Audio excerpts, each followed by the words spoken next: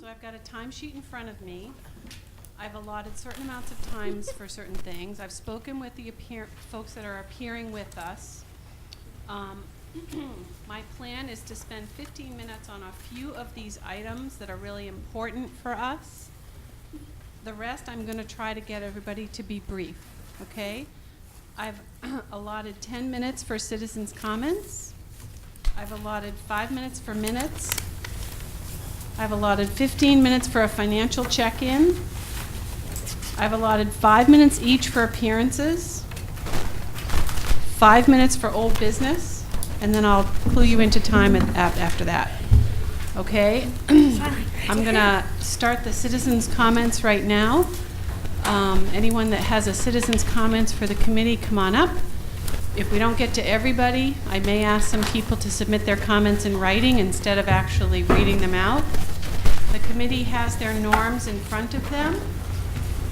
We're going to ask the committee members to leave the norms on the table when they're done so that we can reuse that page for every meeting, okay? So the tan or peachy one or this greenish yellow one, at the end of the meeting, yeah, leave it on the table, okay? All right, let's get started. Hi, Deborah Potee. Everyone hear me? I just want to say, as a parent I'm from Northfield, if you don't know. It's good to see new faces on the committee. I just want to say, as a parent who's obviously involved in the public schools and as a taxpayer and as, again, a resident of Northfield, I have some real worries still about this committee, despite its 5 new members. I left the meeting last week when the consultants revealed the figures, and I had the sense that maybe, at best, only one of the 2 schools will be closed, and that I had the sense that there was a strong chance that neither school will be closed this fiscal year. I was especially struck by the lack of information about the fiscal benefits of closing Warwick, and feel that somehow leadership on the school committee will not allow for any effort to make change in time for the closing of these schools. When it was shared that for some members of the committee that they had never seen or heard those numbers, I could not believe how disingenuous this was, given that the numbers that were quoted last Wednesday, were within $1,000 of the numbers that were quoted in early spring when the committee first talked about the possibility of closing the 2 schools. So despite all the information that was received, the numbers that were shared, to me it just demonstrates, at the very least, the need to close both Lyden and Warwick as soon as possible. I really, really want this committee to have the courage, the will, the leadership to close both schools this year. To keep both schools open with such limited enrollment and such disproportionate costs open is to the detriment of the entire system. And to me, it's unconscionable. These 2 schools are a financial drain on our system and our resources, and it's time to do the hard work of shutting them down. To have 26 students, I have a daughter who's in that class of 26 students, and I can tell you, learning is not happening the way it should be. This happens every day. Those students are suffering. It's happening in Bernardston, it's happening in Northfield. And to have 26 students in both those 2 schools, why Warwick has a luxury of a classroom of 13, to me, is wrong. It demonstrates the inequality of the system. It's a total disregard for the quality of education, and it's an outrage. I challenge you to do the right thing, despite how hard it will be. It is past time to do what's right and necessary. And I know I'm not the only parent. I might be the only parent who's brave enough to get up here and say it, but I'm not the only parent and citizen who feels this way.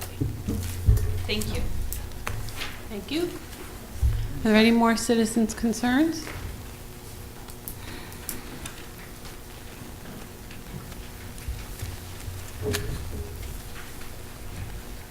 My name is Tom Wyatt. I'm a Warwick resident, and I have a letter from the Warwick Community Education Task Force. I think the whole school committee received it today. I don't know if everybody's had a chance to read it. Yes. Yeah. Okay.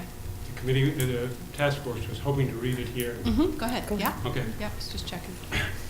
We write to you as a follow-up from the Heart Committee's Community Forum on December 5th. We understand that our district is up against a real financial challenge, a challenge not unique to PVRSD, but rather shared among rural school districts across the nation. The information presented last week is an incomplete response to that challenge. Most importantly, the numbers that the consultants put to paper require further scrutiny. Put simply, the figures overestimate savings and underestimate costs in closing the Warwick Community School. Additionally, many of the savings to the districts are mere transfers to the cost to the town of Warwick, such as building insurance, building maintenance, and custodial costs. Based on our initial examination, we estimate the savings to be less than $100,000, less than 1% of the district's budget. These meager savings come at a considerable increase in costs to our town and taxpayers and limit our ability to continue to attract young families to Warwick. We are requesting that a comprehensive study be done to validate the real costs and savings of closing the Warwick Community School. We ask that there is a process for reviewing and corroborating those numbers, which includes stakeholders from the Warwick school community. We look forward to working with the school committee to explore alternative cost savings and revenue sources to address long-term financial trends. Thank you for your time and for what we hope will be a thoughtful, solutions-oriented approach that genuinely includes stakeholders. Sincerely, the Warwick Community Education Task Force. Thank you, Tom. Any other citizens' concerns tonight?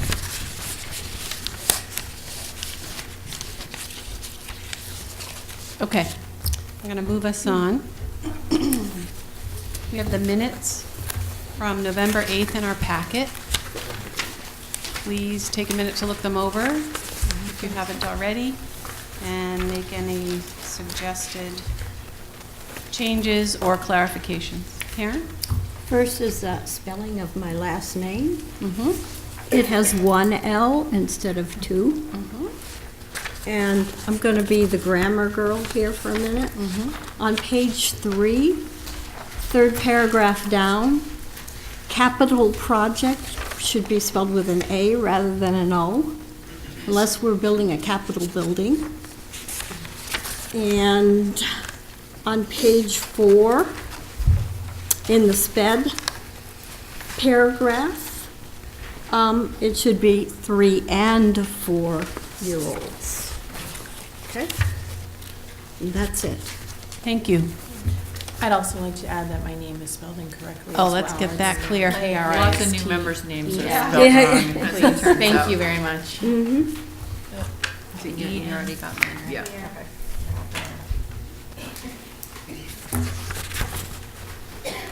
You didn't have name tags last week. Well, and mine doesn't have Abby, it has Abigail too, so that doesn't help. Is everyone else's name spelled accurately on the document? I don't even check anymore. Okay, any other concerns or clarifications or changes to the minutes? Make the motion to accept the minutes as corrected. Second. All those in favor of accepting the minutes from November 8th, 2018, please indicate with a hand raised. That's unanimous. Thank you.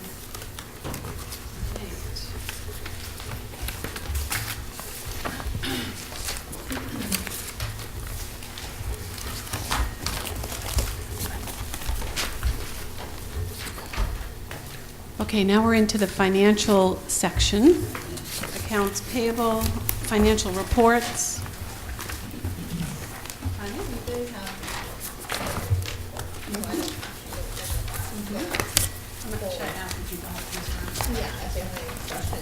After reviewing the accounts payable report, does anybody have questions for Tanya? I didn't have anybody email me ahead of time this week, so just checking.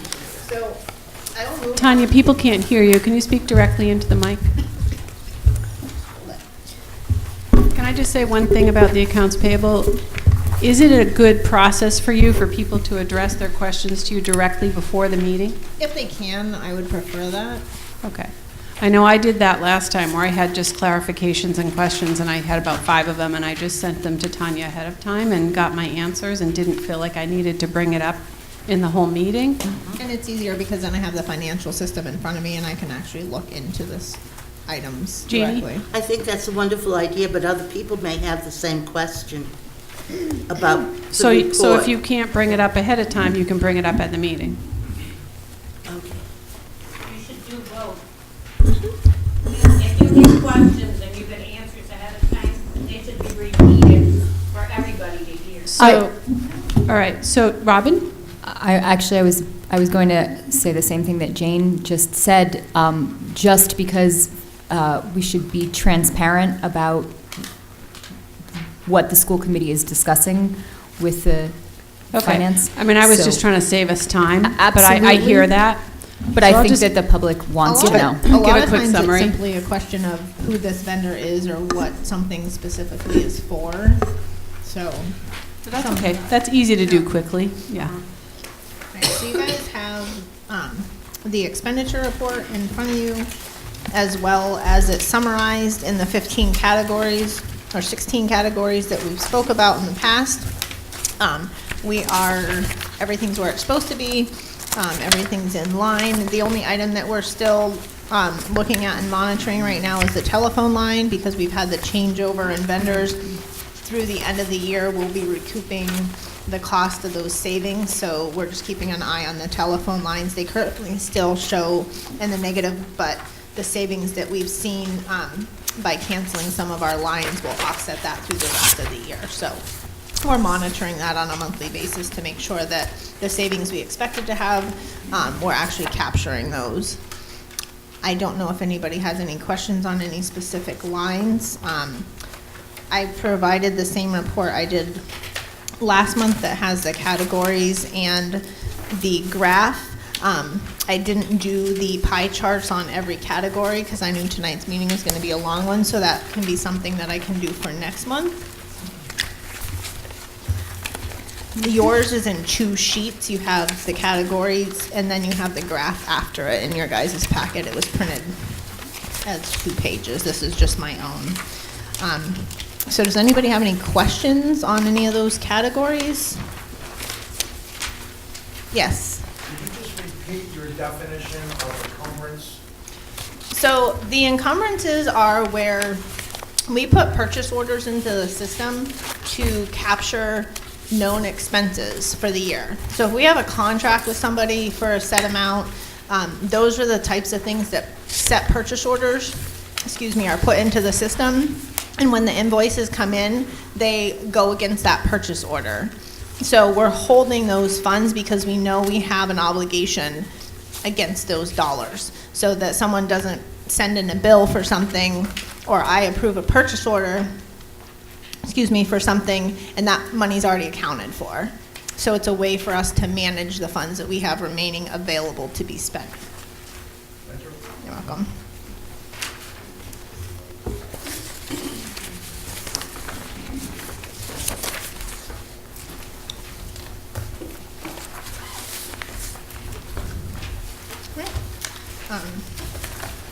Did you want me to?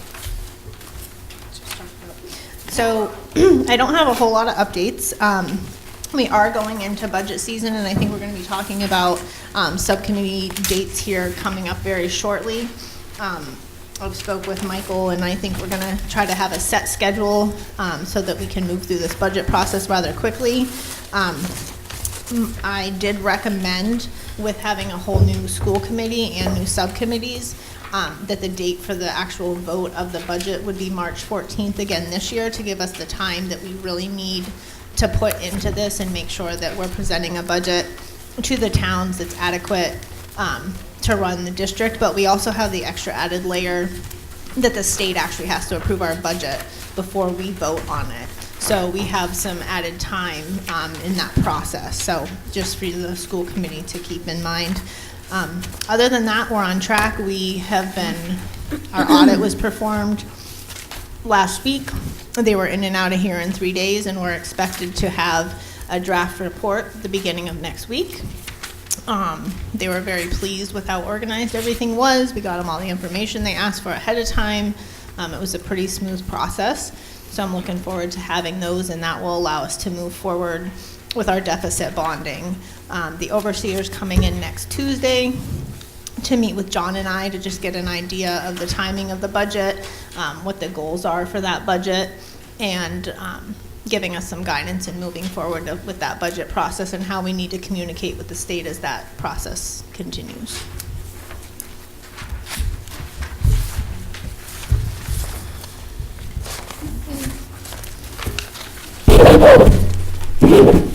Tom, you have a financial question? Yeah. I'm wondering if there's an update on the deficit after the school lunch. I think the school lunch payment was made. Yeah, so the school lunch payment was made. I don't have the updated analysis in front of me, but I do know it brought our deficit down from 543 to 453. And in addition, the only outstanding item that we have to determine through the state whether or not they're going to make us borrow is the circuit breaker deficit that carried forward. There was 46,000, but we have already accounted for that with the revenue this year, and I've only used the remainder to offset our special ed tuition. So I'm estimating that we're going to be borrowing just under $410,000 at this point. Thanks.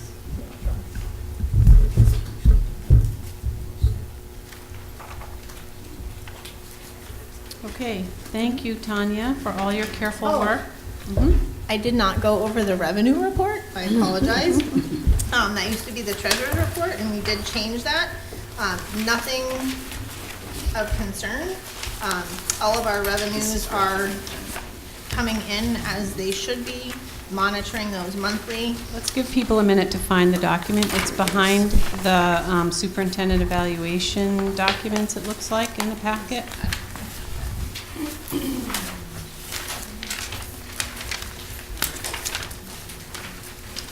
It says FY, no, that's not it. It looks like this, right? No, that's Revenue It's this report. one.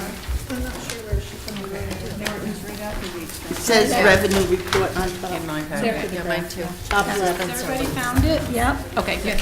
Yeah. So It says revenue report right at the top. very few lines. So we're on track with all of our revenues. The only tuition that's not, or the only revenue that's not on this report that we did receive today was the first installment for tuition from Vernon for the year. So we did receive that today, but it's not captured in here because our treasurer is not in the office. So everything is going the way it's planned. We're monitoring our revenues on a monthly basis, making sure they're coming in as we've budgeted. So I don't have any concerns at this point. The only other financial document that the school committee has in front of them is information-only transfers. These are transfers that don't need to be voted because they fall within one of the categories. So they can happen without a vote, but they need to be, I want to communicate what's going on. So we had a need for a couple part-time aides in a couple of our schools due to some IEPs that were in place. We were able to move some funds from the special ed tuition that were no longer needed because our circuit breaker money actually ended up coming in almost $18,000 higher than we budgeted. So we were able to utilize those funds to pay for the halftime aides at the two schools that were needed. So that was the special ed category transfers that you see. The other category transfer was $416 that was under budgeted for council fees for our special ed lawyer that we pay through the collaborative. So we just needed to move money into the council fees line of $416 to make up for that shortfall. So that's it. Jeannie? Tanya, how often does Vernon pay us? Quarterly, monthly? They pay us 75% in November, and they pay the remaining 25% in June, and that allows us to capture any students that come or go.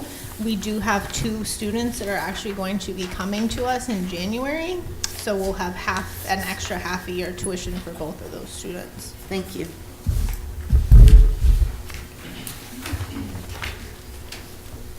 Thank you, Tanya. Any other questions? All right, I'm going to move us on. The warrants are going around, I hope. Please keep the red folder going. We have appearances tonight. I'm going to start with our student representatives. Hi, guys. Hi. Turn that mic toward you. Oh, okay. Okie dokie. Alrighty, so as you all know, the football team entered into a co-op with Turner's Falls this year. Turner's worked really hard to bring in the Pioneer community and family and kind of make everyone feel welcomed. And we were able to finish the season 8-3. On December 2nd, the team held a special awards banquet, which honored 2 Pioneer players for being the best offensively and defensively. And then one of the players from Pioneer, Wyatt Keith, won a special award for being the only player in Pioneer to ever rush for over 2,000 yards and one of the only people ever in this area to rush over 2,000 yards. Congratulations. Being the top of the leaderboard, actually. Yeah. And then last December 8th was a special day in Northfield, and like many past years, we had a great turnout from Pioneer students helping out in the library, helping kids pick out toys, and then also the band, now for the second year in a row, playing some Christmas carols, and they were able to raise over $800. Wow. Which really has been great. The band's doing a great job this year, and on November 17th, we had the big mattress fundraiser that was able to raise over $4,000. So That's amazing. it had a better turnout than we all thought it would, safe to say. I remember talking about that at the last meeting. It was a big laugh, wasn't With it? a big question mark. There we go, big Yeah, question. so it turned out better than we thought it would, which is great. Okay. And so this, I have kind of a loud voice anyway. This next week is the Winter Spirit Week that is put on by the finance class, actually run by Mr. A in the back there. So Monday is holiday pajama day, Tuesday is holiday clothing day, Wednesday is ugly sweater day, Thursday is holiday movie day, so dress up as your favorite movie character, and Friday is the white act. So then we have a pep rally where the senior class will play faculty in a dodgeball tournament. So we're all looking forward to that. December 18th is the NJHS induction. So that's 9th and 10th graders who will receive a letter for their GPA and services. That will be held in the Kiva at 6 p.m. on, again, the 18th. And then tonight was the Spanish Honor Society induction led by Emily Beeman, who is our Spanish teacher, Spanish 1 through 5. And it began at 6 p.m. tonight, and it went really well. We had good food, and yeah, it was a pretty good turnout. So, thank you guys so much. Thank you. Thank Be thinking you. of you tonight. All right. Thank you. Appreciate it. Thanks for being here. If you're driving, be careful. Okay. If you're driving, please be careful. Sure. Thank you. Appreciate that. The temperature has dropped below freezing. Actually, parts of So Parts of Bill from Greenfield the was collaborative, slippery come on at up. 3:30. Thank you guys so much. You guys are safe. Good Have a night. Good night. Whoa, I must stop going.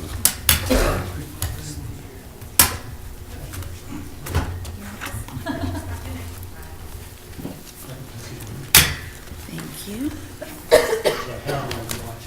Thank you.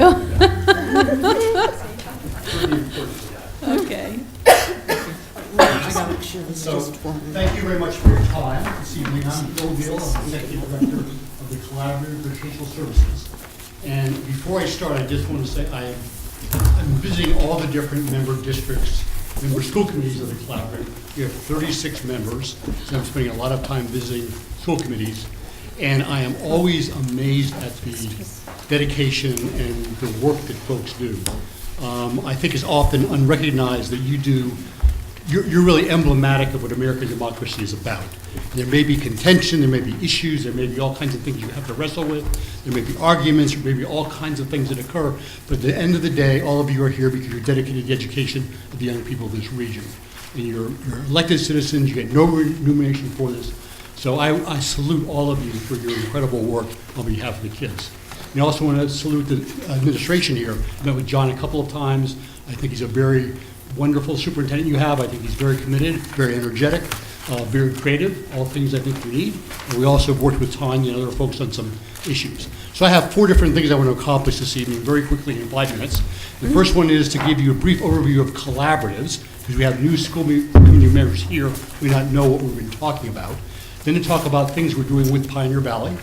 Talk about a couple of things we do regionally, some upcoming things involving Pioneer, and then ask for questions and suggestions from there.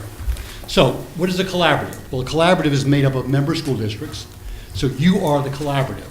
There are 36 districts who are part of the collaborative. We have a headquarters in Northampton, but it's a collaborative of school districts. And our number one goal in our plan is to be supportive of and service to our member school districts. So basically what collaboratives do is they try to do things for school districts that they can do better collectively than individually. Special education programs, after school programs, early childhood programs. Especially small and rural districts can't do a lot of that stuff on their own, but collectively they can. So collaborative is a way of helping to do that. You have a lot of different programs, and in your folders, the very first piece is a services overview. And this describes all the different things that we do. I won't go through them. You can do that at your leisure in about 5 minutes. On the back are our member districts. But most importantly, I think for you, is on the inside, there's this colorful chart, which is the different services that right now Pioneer Valley and the other school districts in the regional district are taking advantage of. So wherever it says a check, you're using the service right now of the collaborative.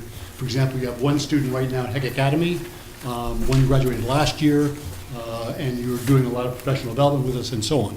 Also a lot of areas not checked. So I think there are opportunities to be more involved with the collaborative and our services available to you. And there's a lot of stuff that's free. And I know I've talked to Jonathan about some ways to be more involved with that. But What does HEC stand for? I'm sorry, Hampshire, the Heck Academy, HEC is Hampshire Education Collaborative, which is what we used to be called until Franklin County joined. So Heck Academy is a special education academy in Northampton for students who have significant emotional and behavioral issues, high school students. Yep. A lot of things in here. Yes. Can I just ask how the decision is made, which programs the different districts use or participate in? We don't decide, the districts do. Okay. Yeah, absolutely. Yep. So a number of these are free. We have, for example, some federal grants that support PD for teachers on a free basis. We do professional learning communities. I know your tech director is part of our professional learning communities and so on. I'm going pretty quickly, but let me keep going. So one thing we do is these services for the districts. The second thing that we do is another background information here, but we also do things regionally. So we see ourselves as representing or helping represent the districts we serve. We represent more small and rural districts than any collaborative in the Commonwealth. So we're very active in working with legislators and working with position papers and advocating for the things that are most important for our districts. I think it's an important contribution that we make, and we're very open to suggestions about how to do that. So you have a legislative event coming up in February, Jonathan's going to come to, just for superintendents and our local legislators to advocate for what we need locally. We also advocate for specific things. For example, a full funding of the Foundation Budget Review Committee, and I'm out of time. Okay, finish up. You've got Finish up. one more thing, right? So one more thing, which is, of all the things we're talking about and all the things we might be able to do you have questions or suggestions since we're at service to you? And I really went fast, I'm sorry.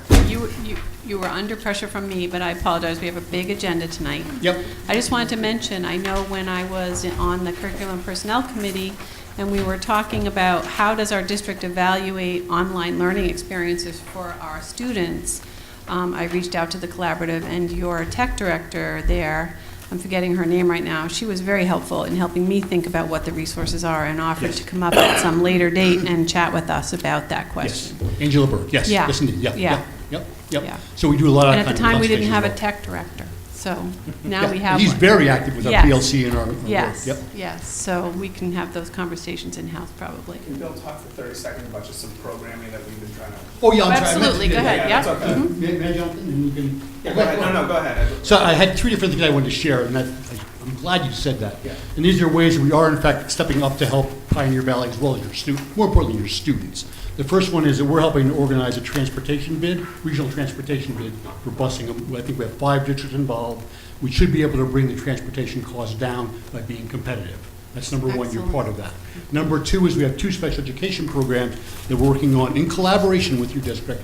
They will have the programs here supporting your students, but also you'll be able to tuition students from other districts in. So you'll have these special education programs and have tuition students in. We already have a couple of districts to support the first one, which is a program for early elementary, 4 to 7-year-olds. We have a lot of kids in all districts who come in 4 to 7, and they're very disruptive. They don't know how to regulate themselves. They disrupt the classroom, and you don't want to throw them out of school, but there's not much other recourse. So it's a specific program, bring kids together, teach them those skills, get them back in the classroom with support. And already we have, I think, 3 districts who are going to participate in that, as far as I know. Yep. And the other one is a program for middle and high school that will help in terms of transitioning kids back in from any kind of outplacement, out-of-district placement, DYS, whatever it might be, and get them back into your district and be able to support them here and also have tuition students in. Did I capture that well enough, Jonathan? Yeah, that's great. Okay. So. Oh, yeah. I go monthly to the Franklin Regional Business Managers meetings with Kevin Courtney, our old superintendent, and other local business managers. And there's a couple things the collaborative is also trying to put together positions within the collaborative that can better serve all the districts. One of them is a transportation coordinator that would allow all of the districts to have someone that specializes in transportation that can work on our routes all the time, not just a one-time evaluation.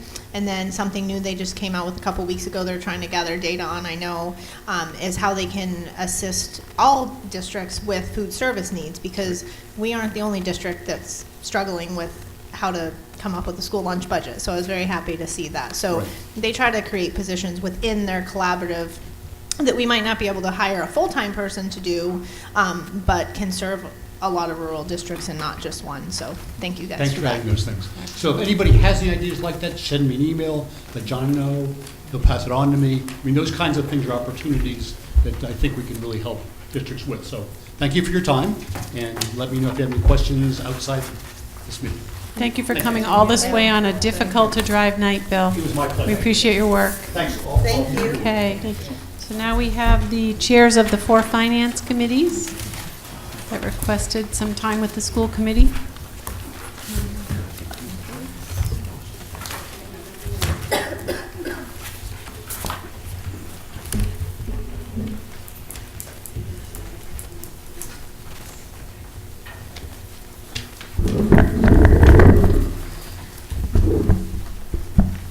We are here tonight representing the finance committees of our 4 towns in the Pioneer Valley Regional School District. I realize that some of you may not know what our role is in town government.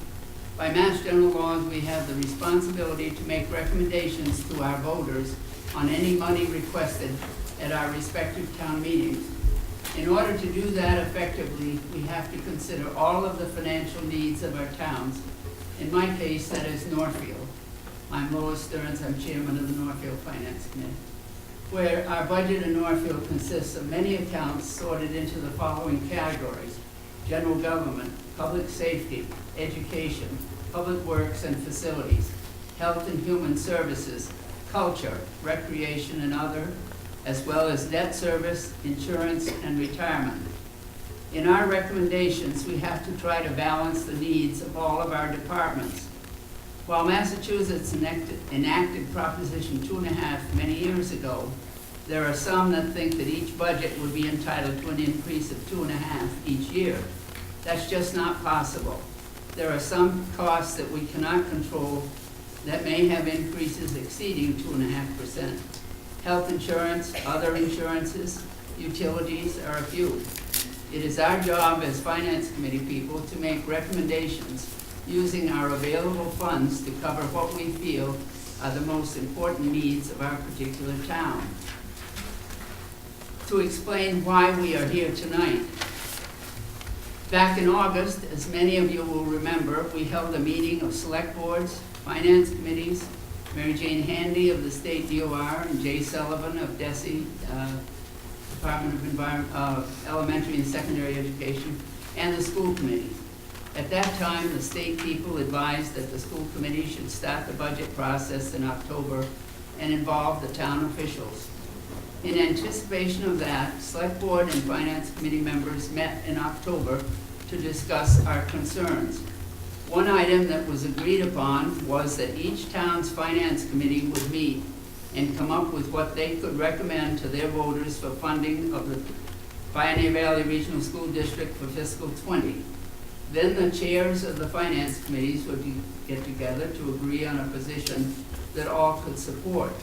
Those meetings have taken place, and we're here tonight to give you the results. We have agreed that we can recommend funding your budget request for fiscal '20 if there is no increase in each town's assessment over the current fiscal year. You have, you have heard the consultants to the HART Committee say that the towns in this district have been contributing 64% more funding through our assessments than that required by the state, while the state average contributions are only 24% above the required amounts. In addition to our assessments to cover the budget, we each have paid our share of the cost of capital requests for Pioneer Valley Regional School. I went back 5 years, and Northfield's share for that period totaled $81,288. In addition, as required by the district agreement, we fund improvements to our own elementary school buildings.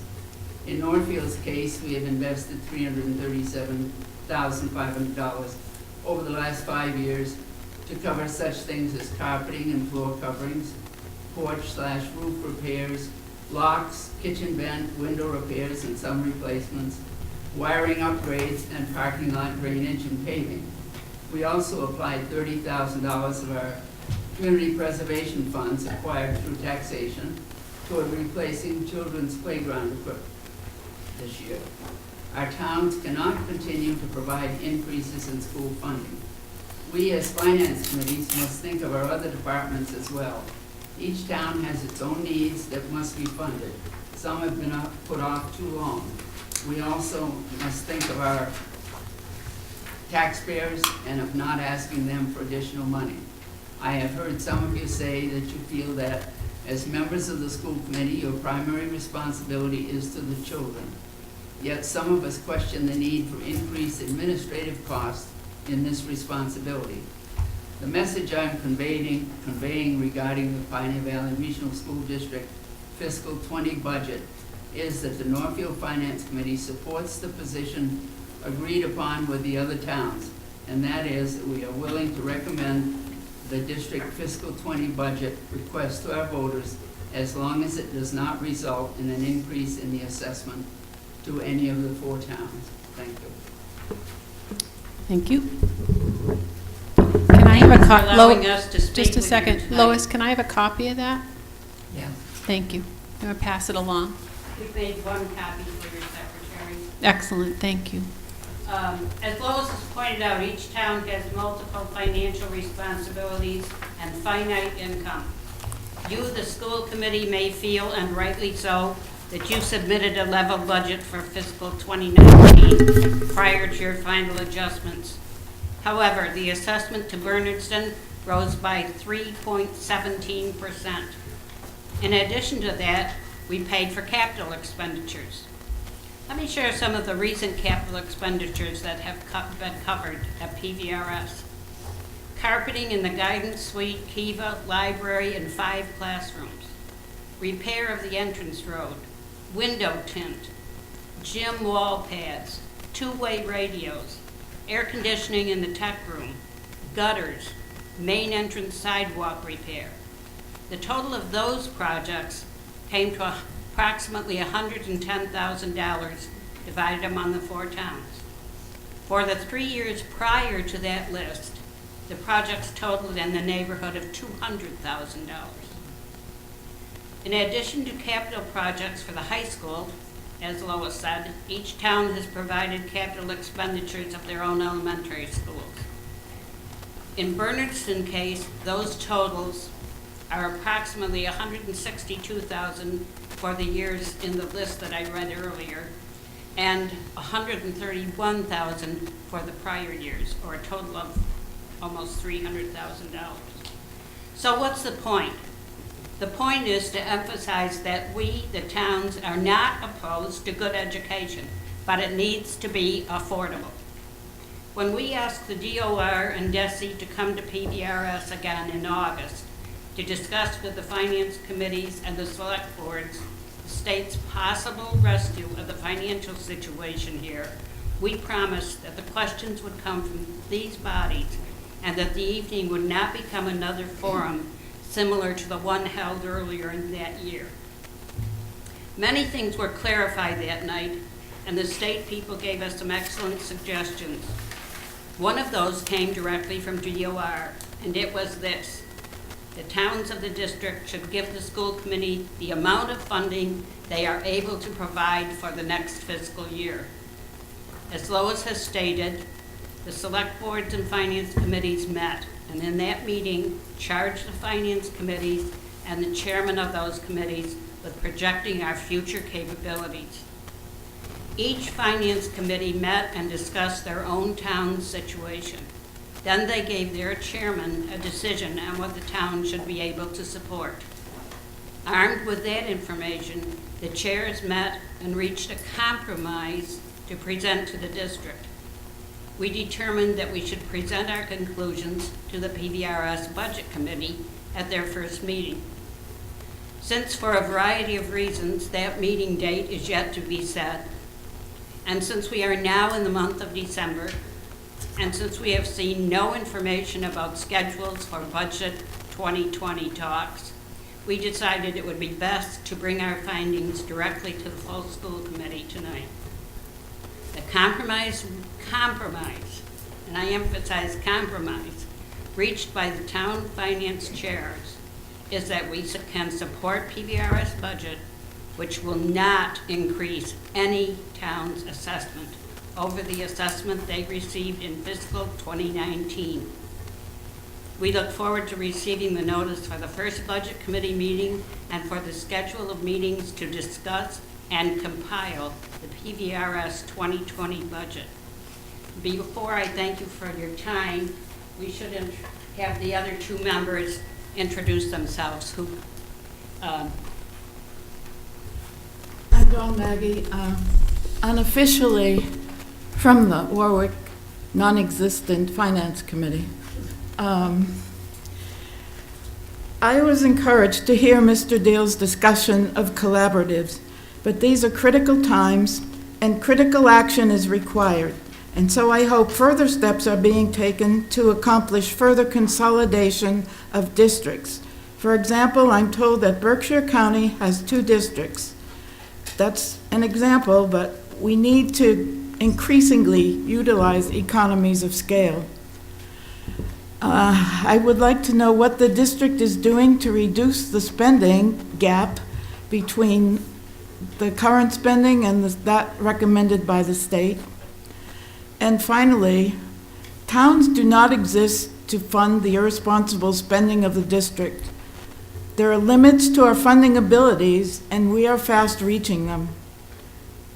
I agree with my colleagues that we cannot have any higher assessments. Our tax rate is the highest of all the 4 towns, and we have many citizens who are on fixed income, and we need to think about that too, not just the schools. Thank you. I'm Michelle Higgins. I'm from the Finance Committee of Lyden. I'm not the chair. I'm here at Ginger's place, but I could not be more strong in my support. Ginger as well from the Finance Committee in Lyden would really support what these women have said to you and hope that you will understand the urgency. Thank you. Thank you. Thank you.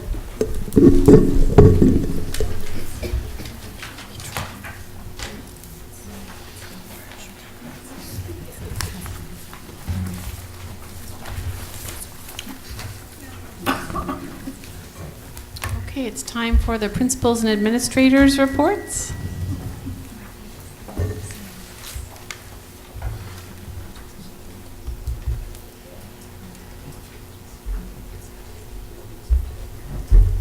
Good evening. Hi. So at At Bernardston, just to follow up, with the sixth grade peer mediators of the 26 that were trained, we have 10 that are in service now, assisting peers in other grade levels. Beginning next week, our SEA AmeriCorps partnerships will return. At Bernardston, we have 2 volunteers that will be in the school Tuesdays, Wednesdays, Thursdays. At Pearl Roads, 2 volunteers on Thursdays. They'll be working with students on environmental units, environmental science units, and assisting also with some tutoring. And we're looking forward to that return. At Pearl Roads, Patty Solomon, with her grade 3-4 classroom, is working on a project-based learning unit. And you may have seen some photos in the paper last week with her class visiting a one-room schoolhouse on the border in Coleraine.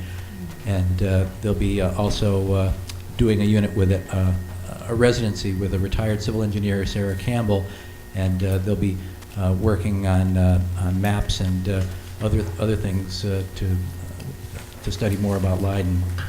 Over at Bernardston, yesterday I was in the 5th grade classroom, and they were completing a unit of study on 15th, 16th century European explorers, and kind of combined it with a science unit where they did team-built boats, designs of their own that possibly the explorers might have had, and they combined it with science by doing some displacement, putting them in water and filling them with coins until they sank, and then trying to see what their designs, how they could improve them. Our Veterans Day Assembly at Bernardston went well. The one at Pearl Roads needed to be canceled because it became a snow day. And then a little something about kind of the elephant in the room, and a request I have to the committee about the discussions and vote that you'll have to be doing soon about Pearl Roads, because I do represent both schools, and the level of angst is rising because we do need to plan. If it's a status quo, then let that be the vote. If it's a closure, let us know so that we can mourn and celebrate, but more importantly, so that we can plan appropriately. And that's just my request there. And then to end a little bit on a more positive note, no pun intended, the concerts are happening. Tuesday night at Bernardston, we had the Uppers concert. That was grades 4, 5, and 6, and it was tremendous. Standing room only crowd. Tomorrow night in Leiden at the town hall at 6:30 will be the Pearl Roads concert, and then on Monday at 2:15 at Bernardston will be the primary students concert, grades K through 3. Thanks. Thank you, Bob.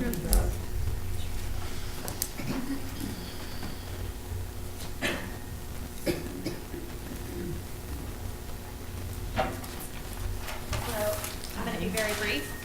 We also have AmeriCorps coming to us next week, and they'll be with us 2 days a week until the end of March, so we're excited to have them. This will be our 2nd year with AmeriCorps. Last year was very successful, so we're doing it again. How many volunteers? We have 2 volunteers, and classes can choose to participate or not, and so we have almost all of our classes involved in that. We have another grant through working with the Hitchcock Center coming a little bit later in the year, so some teachers are more involved in that, so they have the choice of what they want to be involved in. Great opportunities. Also, we just had our winter concert last night, and it was very well attended. I had to pull out some more chairs to seat everybody. And I just want to recognize not only our young musicians, who are fabulous to listen to, especially this time of year, but Lynette Stedeker, who is in the role of both band instructor and general music teacher, and that's a new role for her, and she's just doing a fabulous job and working every minute of every day, and I just want to recognize and appreciate her, and the concert was wonderful.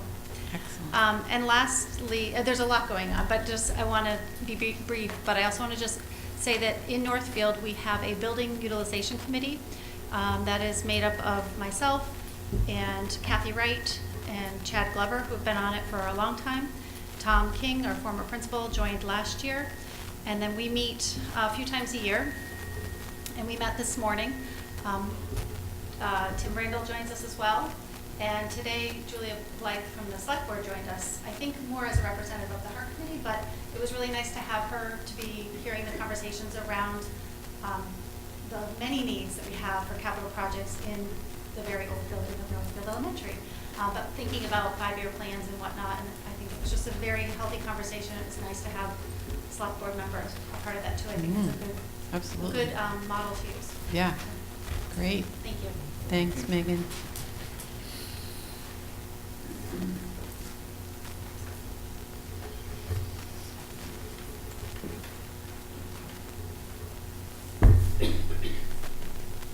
I'm Elizabeth Musgrave, principal of Warwick Community School. Always happy to talk about Warwick. Today we had an artist in residence, John Porcino, who did a storytelling workshop in every classroom. He was wonderful. It was provided to us, to the school, by our very generous Warwick Cultural Council. It's the second residency that they have given us this year, and we're very grateful for that. For us too, it is a wrap-up period in the year. A lot of authors' teas and various displays of mastery are happening in many different subjects. Tomorrow is the 3rd and 4th grade authors share, and last week was the 1st and 2nd grade authors share. We were unable to have a concert this year in music because of staffing changes and cutback in the music program.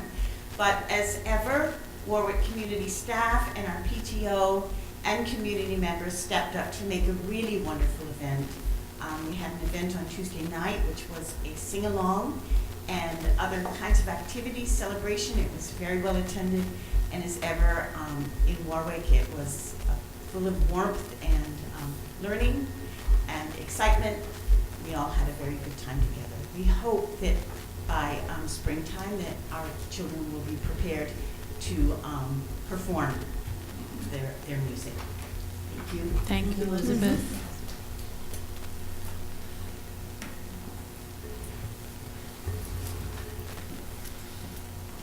Good evening, everybody. I just was going to update you on a couple of events, a couple Friday events. Last Friday, we had our first middle school dance of the year. It was totally planned by our middle school student council, a very active group of 12 to 14 middle schoolers. They did everything from hiring the G-Day to recruiting the chaperones to making the tickets, making the posters, selling at lunch, accounting for their money. Everything they did themselves. So I'm really proud of them, and it was a great Fabulous. Yeah, well attended. About half of our whole 7th and 8th grade showed up. Wonderful. So That's it was really good. good. You and the girls will be here. No, everybody was dancing. We have some great videos and things we're going to put up. So it was a good time. And then I'm sorry that you've missed all the wonderful concerts from my colleagues at the elementary school, but you haven't missed the Winter Arts Night, which is tomorrow night at Pioneer at 7 o'clock. And we've expanded the traditional wintertime concert by the chorus and the band and the advanced voice students. This year, the advanced nutrition students from Kathleen Malsh have made wonderful gingerbread houses that'll be on display in the lobby, and they've also baked us a variety of special holiday cookies, which will be at the concert. And Tracy Derrick's students, both from the art program, and she's been covering some of the shop classes for us this fall as we've sort of tried to get somebody new in that position. And if you'll see in the lobby right outside the the main office, the art displays are already up. So there's a variety of two-dimensional works from our beginning art students, variety of ceramic works. There's a great collection of ceramic food from our advanced ceramics students, and there's some wonderful brooms that would have been made by our shop class students. So I'd encourage you to look at those. And then, I'm not sure if I mentioned it last time, but we do have a new person coming into our, what's now the makerspace position, which used to be the shop class, which is going to be an expanded curriculum that involves a lot of technology, a lot of art, and putting all sorts of things together to give students a lot of new opportunities to be creative in a wonderful new space that we're building. And we've hired Lissy Fine, who comes to us from Holyoke Codes and a lot of other work she's done over the years, building makerspace kinds of opportunities. So she started this past week, and we're lucky to have her. So thank you very much. It's exciting. Thank you. Thank you, everybody, for being as brief as possible. Just one second. Tyler, there's a weird ring on that mic, it seems. I don't know if you can do anything with that. Okay. Yeah, Mike? So if we could get a copy of the administrative reports and principal reports just emailed to the committee, just for reading, because it's hard to take it all in at these meetings, so we can take time to read them later on, just to reflect on what they said.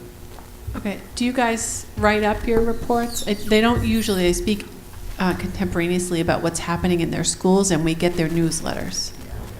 Yeah. The newsletters, we can. The newsletters come in the packet, yeah. Newsletters pretty much tell what you told us. Yeah, yeah, there's pictures and updates and stuff like that.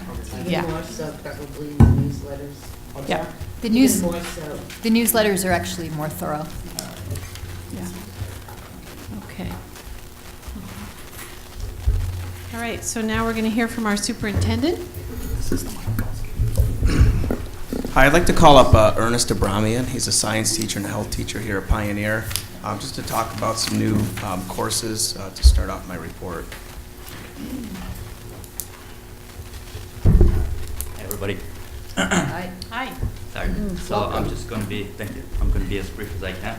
So I'll just like to talk to you guys about some things that are going on right now and some things we're planning on having it next year. So in addition to Health and Human Relation course and Sports Nutrition, we also added a class called Introduction to Medicine, which are basically opening up really wide different areas of medicine, introducing the kids to what are some things they can do and sorry, to get involved more into the medicine. For example, today they're working on how to mobilize a patient after surgery. Other times they'll be working on suturing, and they'll be working on blood pressure, post respiration, and emergency medicine. So our superintendent asked me to work with him to add more classes coming up next year. So where are some things we came up with, which is a lot of certification programs that are CPR, AED, First Aid, and CNA. So the classes that we're going to be teaching is called CNA, Healthcare Provider, Medical Billing, and Coding. Those are additional to whatever we're teaching right now. And another possible course that we're looking at is Search and Rescue Management, which is also another certification program. And the good news is we do not need to have or hire any new additional staff. So we can handle everything on our own. And so also, in order to do that, we have a variety of different classes that we already have. So I have spoken with a lot of other teachers in regards to these programs, and they're very excited. And they're also planning on modifying a lot of the classes that we have right now to really concentrate towards nursing and other medical professions. And we also have, speaking with our school nurse, we have a lot of contacts locally. The fire department, Franklin Medical, EMS, and other universities that are willing to come and work with us to improve our program. And lastly, donations. So we have, like I said, we have connections with the local organizations. So far for my class, we have received a little over $300 of donations, and we're looking to receive even more. And not to leave the middle school behind, so we are also planning on adding another course for the middle school, which is known as the babysitting course, which is pretty much their first job as they're start working. So we'll be teaching them how to handle Heimlich maneuvers, how to feed, how to handle infants and babies. That's all I have. Thank you. That's exciting. May I ask a question? Sure. At least for the new class that you're offering this year, would you be willing to bring that information to the curriculum and personnel committee? Yes. And then also in anticipation, when you know more about next year's new classes, Absolutely. we'll I'll need to keep hear updating about you as those I as go. well. Absolutely. Okay, Yeah. thank you. Yes. In your health classes, are you including the nurse to help with some of the teaching? Yes, absolutely. So there are a lot of some certifications that nurse has to teach in order for the students to be certified. Yep. Any other questions? All right, thank you. Okay, I'll try to be as brief as I can through the rest. Thanks, Ernest. Yep. I just want to highlight some of the tech curriculum. events that have happened this fall and are happening this winter. First, we hired an elementary tech teacher, Jenny Garanon, who's delivering high-quality tech classes to all 4 elementary schools. She's completed many projects with the students, including multimedia, coding with Scratch, keyboarding, and a vast array of other programs. So that's pretty exciting to have our young students working on those projects with her. Our tech director, Dr. John Heffernan, is working with myself, teachers, students, and principals to plan a STEAM night in February. It's going to be February 14th. It'll happen here. It's the same night as the school committee meeting, so happy Valentine's Day. And that'll highlight STEAM activities in the district. He's worked with me to find district and solicit out-of-district donations for robotics kits for the schools, which have been ordered this week. Additionally, Dr. Heffernan has worked with administration to find and fund devices for the district, reducing the student-to-device ratio from 4-to-1 to 2-to-1.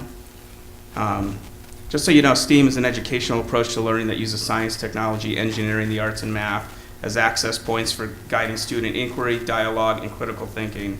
The end results are students who take thoughtful risks, engage in experimental learning, persist in problem solving, embrace collaboration, and work through the creative process. These are innovators, educators, leaders, and learners of the 21st century. Skip, our computer science teacher, has continued his computer science offerings. He started an after-school, middle school robotics and technology club that meets twice a week. High school math teacher Greg Caswells has started a competitive high school robotics club, which he hopes to compete regionally and then nationally. I know Jean pointed out that we hired a new maker design teacher, Lizzie Fine. Some of the programs and courses that she's interested in doing are robotics and creative computing involving coding, engineering design with a focus on art, creating apps, animation using computer software and game design, architectural design, floor plan structures such as buildings and bridges. And we're also looking, Dr. Heffernan and I, are turning the Makerspace classroom into an innovation center for project-based learning, which is something that we're hoping to try to get started on this spring. The language lab was recently refitted with modern headphones and speakers so that students can listen to and record foreign language assignments. So there's some exciting things happening in the tech world here in our district, from preschool all the way up through 12th grade. Also, some of you may have seen an article in the paper today. I've been talking a lot with Greenfield Community College and doing things with them. Just to keep it brief, one of the courses we're exploring is the criminal justice course, which would include fire services and EMS services. We're looking at offering an introduction course in talks with them now, possibly for the next semester starting in January. This would provide industry certifications to our students that they could use to obtain employment. Also at GCC, offering our students more opportunities to take courses for college credit here at Pioneer, maybe in 10th and 11th grade. I know transportation can be an issue at that age. I want to recognize Leah Fees, who was a recent recipient of the Superintendent's Excellence Award. She's an amazing young woman, and she's going to graduate from Pioneer with her high school diploma and enough credits from GCC to obtain her associate's degree. That's awesome. Also talking with GCC about exploring possibilities of night courses in our school, maybe calling it a parents' university. Some of these courses could be taught by our staff. I know Carla, our nurse, is looking into possibly offering a CNA training program that could be offered to our students during the day and then maybe open it up to the community in the evening. And these programs at other places charge $1,400. And then working with GCC programs to allow our students to join some of their clubs. For example, they have a criminal justice program. They've invited, if we do get this course going, our students could possibly participate on visits to the State House, meet representatives, listen to guest speakers that they have invited, and try to incorporate our students more into some exciting things that they're doing. I know, we've heard from I want to thank the finance committees for coming, and I appreciate their stance and know that we're going to be working hard with you to make that happen. And so other ways that we're bringing in revenue and looking at bringing in revenue, we're exploring possibility of solar options for Pioneer. We're in the early stages of just looking at that possibility. We recently met the building grounds with a company, and their projections, we spent $133,000 in electric costs last year just at Pioneer, and they're looking at placing solar panels on the roof, a possibility which would probably save the district $40,000 to $45,000 a year, you know, off that bill. Also create special ed programming with a collaborative. Not only can we retain our students and not have to spend money to send them out to specialized programs and that transportation that goes along with that, we keep our students here in the district and work with other districts so that they would tuition students into us.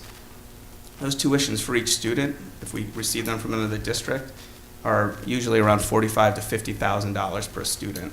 So if you have a classroom of 10, it's $500,000. We're looking into leasing 2 vans. Another idea for special ed transportation. Within our district, we have 6 students now that travel from one town to another within our district. Van pool charges an average of $18,000 per year per student. If we lease 2 vans, we could save around $11,000 annually. That doesn't sound like a tremendous amount, but it's still a savings. And we could also utilize those vans for athletic transportation, for night games, and for some field trips if there are 15-passenger vans. We are continued discussions with businesses. Dr. Heffernan and I have met with several businesses. Unfortunately, it's taking longer than we anticipated, but it's a process they have to go through to fund our technology program. But we've got about 5 or 6 companies that have said they're very interested in doing that and are working with their boards and their higher-ups to make that happen. So we're still in a little bit of a waiting pattern on some of them, but we're still outreaching to new companies and working with them, which would provide educational and employment opportunities for our students. We talked about the joint transportation bid. Transportation is a huge cost and looking ways to save money there.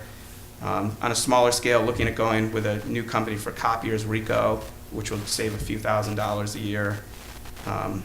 And then, as far as just quickly update you on the Green Communities grants, the Northfield Green Community Grant recently paid $14,000, almost $15,000 for weatherization for Pioneer. Then at Northfield, things that are planned right now are weatherization and doors, air sealing, de-strat fans. They're spending, that grant is $130,000 and $32 coming into those schools for work on the schools. The Warwick Green Community Grant at Pioneer, they're looking at replacing transformers, motors and drives, de-strat fans, and then at Warwick, the HVAC upgrades and duct sealing, insulation, and motors and drives.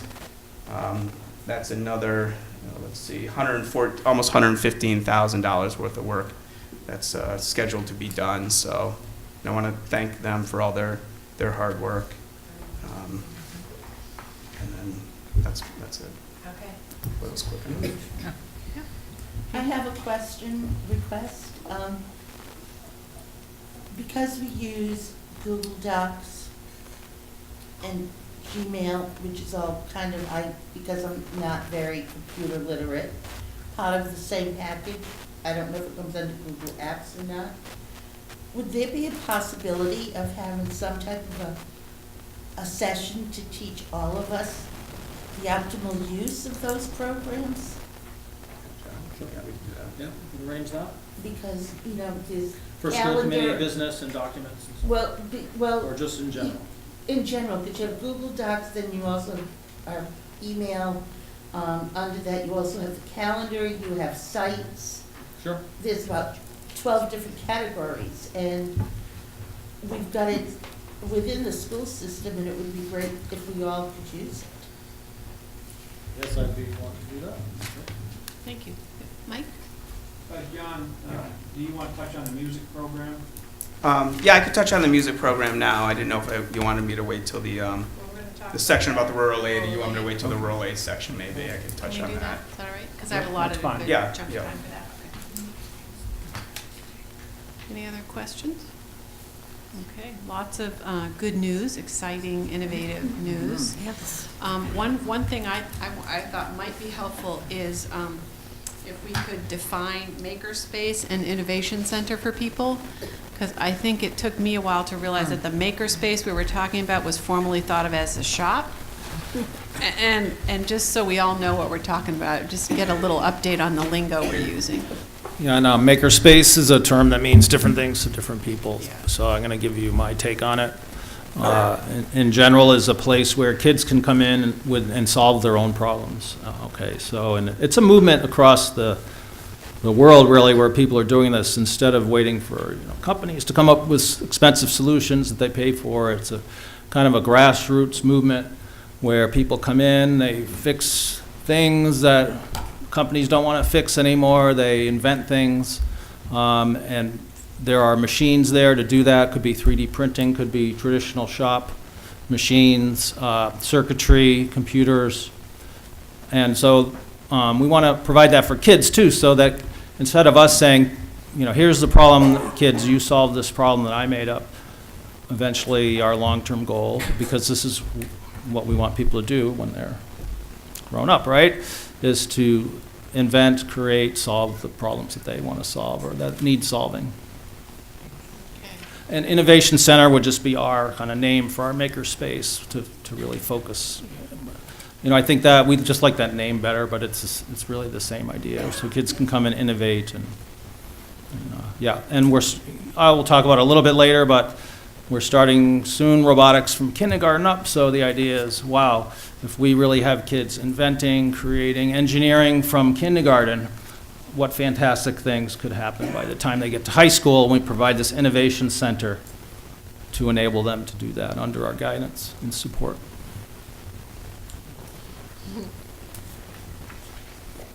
Thank you so much. All right, so at this point we are Director of Finance. Did you cover what you needed to cover, Tanya? Okay. I had asked Tanya if she thought she could sort of combine her updates all in the financial section. So now I'm going to move us on to new business and old business and then new business. So the old business is we had in the fall created a superintendent evaluation process and shared that with the committee. Now we have new committee members. So we just wanted you all to get caught up on that.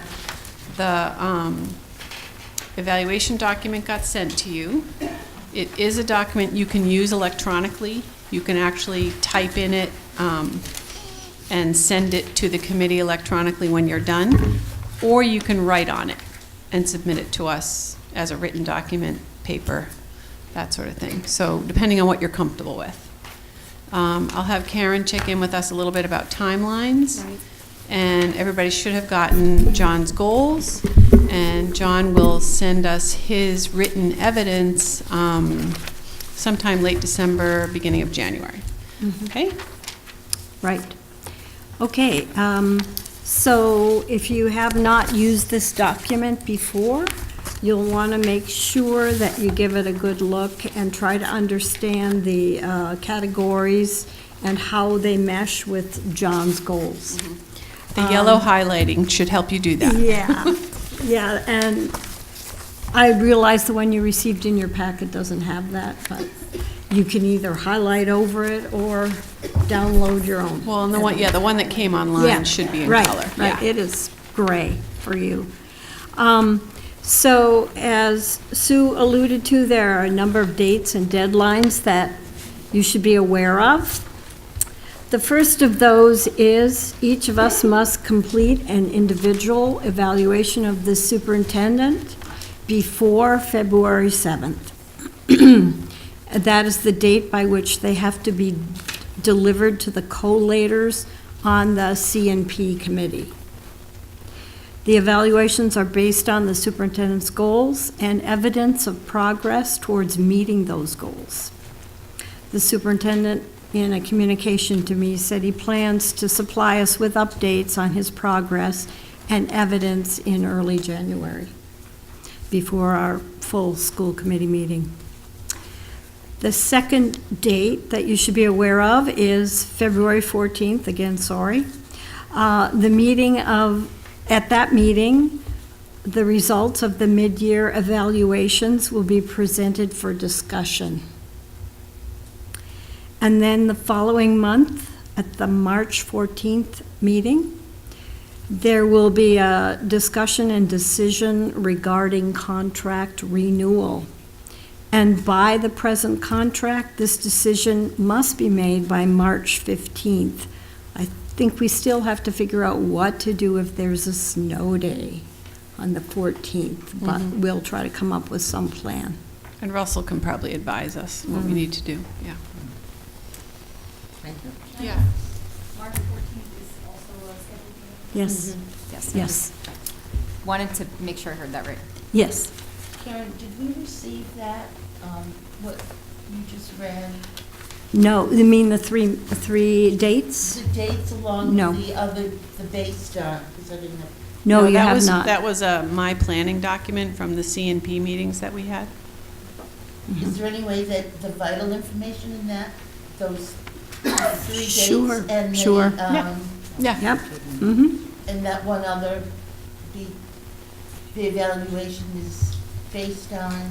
Yes, There was certainly. a few things you mentioned. Sure. If that could be shared, I Mhm. would Yeah. appreciate that. Okay, I can do that. I don't know, I'm assuming other people would find it useful Mhm. also. Sure. I will do that. Thanks. I just want to also add, in addition to this electronic or hard copy of the document, these are the overarching standards, I'll say. There is further breakdown of what exactly that looks like that's available through the DESE website. It's a much larger document, but it's more descriptive, and I've always found that helpful as well. Robin, would you be willing to find that online and send a link to it to everybody? Absolutely. That'd be great, yeah. But But the it's- DESE website, if you don't know it, Oh, will DESE be web- pretty Yes, intimidating. DESE is, yeah, they desperately need somebody who knows what they're doing to redesign their website. But, yes, I will send it, but I've found that, for instance. It's almost like a translation. It is almost like a translation, and underneath each of these ideas, so commitment to high standards, 4A, there's actually pages of descriptor that sort of subsets of that, and that's incredibly helpful, I think, to really understanding what we're assessing. Thanks for pointing that out, because I spent a lot of time with the document last year, and the heading that you look at, you're going to make assumptions about what that means to normal people. And when you go into the Department of Education's document, you're going to see that there are perhaps other things than you thought part of that standard. And if you don't check the standard, we won't all be evaluating, John, using the same items. Right? You'll be guessing. Yeah, and it gets pretty dense into sort of educational pedagogy, theoretical stuff. So, but I will definitely send along. So those of us who are teachers who have been evaluated using documents like this have gotten used to the language and the format and the process over many years now. If you're new to it, it may feel pretty overwhelming, and I'm happy to sit with anybody that needs help or wants translation. Yeah, I'm also available. Okay, thank you, Karen. Yep. All right, new business. All right.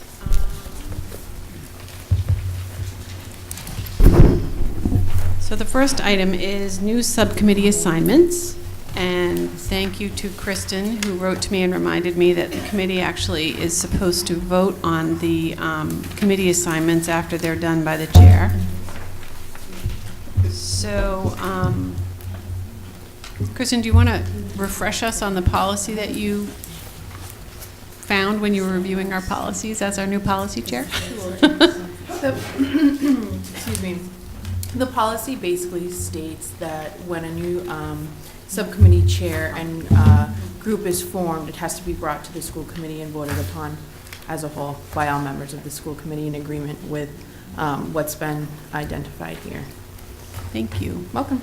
So everybody should have a paper in their packet that shows all the subcommittees and the chairs.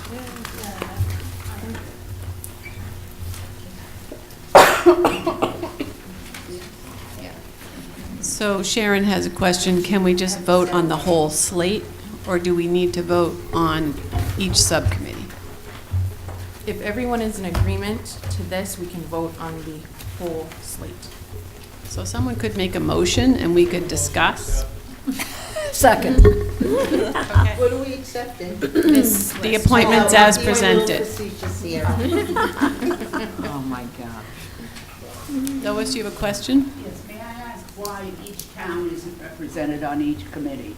I did the best I could. I had a Warwick member who is only wanting to be on one committee and be a representative to the collaborative. I was also working with people's first, second, and third choices as expressed to the chair, and also with people's interests and skills. So I really did do the best I could. Thank you. Yeah. Yep, Mike? Yep. On the budget subcommittee, can we have 2 people added to that? I don't know that we can. People have a lot of different committee assignments and a lot of work. A lot of other committee members will come to the budget subcommittee meetings, but you also can't have a quorum necessarily. You want to have sort of not everybody on your committee. Well, I just want to make sure that we have Enough people, yeah. And, yeah. you know. And attendance at meetings is essential, right? If you've taken the seat, you need to show up to the subcommittee and get the work done, or you should give your seat to somebody else. Yeah, that has been a problem. All right, as long as everybody Yeah, understands that. yeah, we have to get this job done, and we have to do it well. And the other thing under the policy, it does state that if you can't make a meeting, that you should report that you're not going to be in attendance. And I have gotten sometimes people letting me know if they can't be here and why. Yeah. Sometimes not. Sometimes not, which is very embarrassing, I have to say, as a committee member. Well, I'd like to add something to that. As the chair of a subcommittee, last year I had 2 meetings where no one showed up but town officials and myself. That was unbelievably inexcusable. Mm-hmm. Yeah. So if you're on a subcommittee, please do your job and show up. Mm-hmm. Yep. Okay, so we have a motion that's been made. Has it been seconded? Yes. It has been seconded. So it's to approve the slate as shown on the paper. So we should vote on the motion. Yes. All those in favor?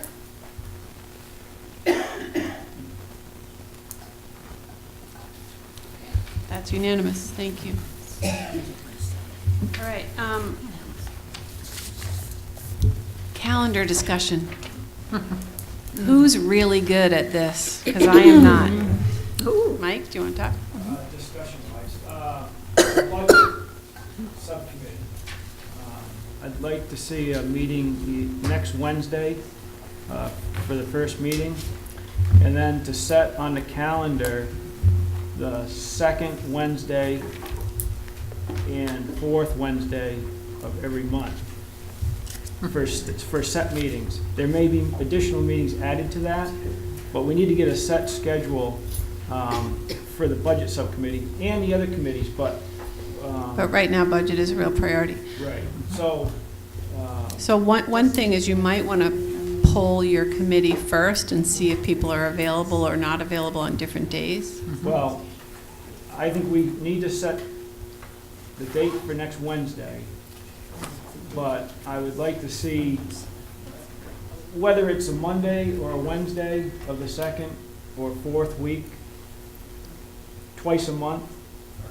It needs to be done and put on so it can be posted so the public knows and so people can adjust People their can plan schedules. ahead. So people can adjust their Yeah, schedules if yeah. they have to. Okay. And I will say that Mike reached out to me. One second, Pat's Oh, had her sorry. hand. Pat? With who is on your budget subcommittee, Wednesday night will not work for Jim Bell. He is not available on Wednesday night. Just saying, if you're concerned about it. So the only You other will concern not I show up. had is if you needed me, we would need to coordinate for now with the Heart Committee schedule, which is Wednesdays. So this is, I guess, my recommendation. Mhm. You guys come up with a date that works for you guys, because I can make any of the dates. Okay. The trouble I had was trying to set up a meeting. Online. Mhm. People did not Mhm. reply, Mhm. Mhm. and people could either make one date and they couldn't make the other day. Okay. You know, with the other two people. Yep. So I've made myself available to take care of any Yeah. meeting dates for this committee and the subcommittees. Okay, I will be there. okay. Now, I know there's a lot going on in people's lives, but we signed up for this. Mhm. I'm gonna give 110%. Yep. But I can't accept no response from people. Right. That's Yep. unacceptable. Yep. When you signed up and got voted in for Yep. a position. Yep, so David is not here, he's dealing with a medical challenge right now. He did reach out to me, whoops, I just went off, and let me know that he couldn't be here. I know he's in select board meetings every other Monday, and there was just a select board meeting this week. So that gives us a starting place. So can we set possibly this Monday? Does that work for you, Tanya?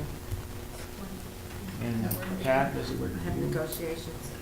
We have negotiations And at that's the other 4. reason for the calendar, because we get other subcommittees Mhm. scheduling dates, Mhm. and if there's no calendar to go by, we Mhm. end up stepping on each other. Right. So therein lies where the problem is. So, and right now, it's mostly negotiations and budget, right? Mhm.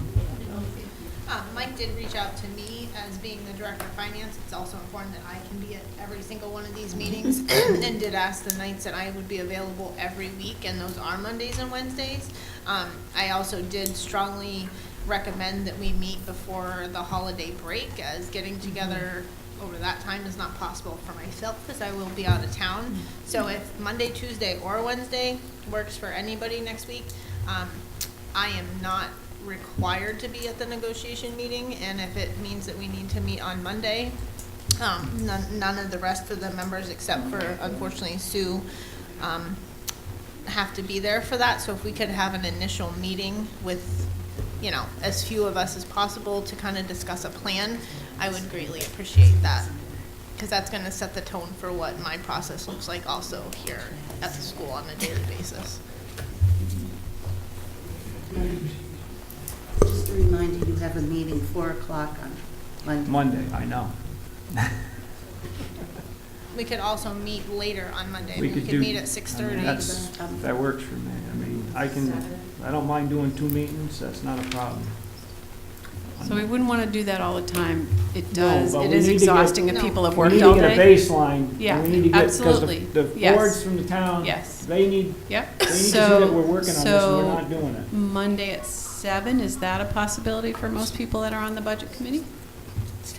I think we should be finished by 6:30, but I don't know. Do you want a short break before you go into your next meeting? Maybe have a little supper? What? I'd rather just get it done and over with, to be John honest would with prefer you. 6:30? All right. You guys tell me what time and date I'll be Yeah, there. let's hang in there. We're going to aim for getting a date here. So that means Warwick's select board meetings are the 2nd and 4th Mondays of the month, correct? Because so we would need to do the 1st and 3rd then. Okay, so going once, going twice, 6:30, Monday, the 17th, for the first budget subcommittee meeting. David says he can do it. Thank you, Robin. David says he can do it. Did you email him? Yeah. All right. He checked in with me earlier. Excellent, thank you. I'm trying Okay. to find out the score of the girls' Okay, so, basketball game. is that a go? That works for me. All right, Monday, December 17th at 7 PM, the first budget subcommittee meeting. 6:30, sorry.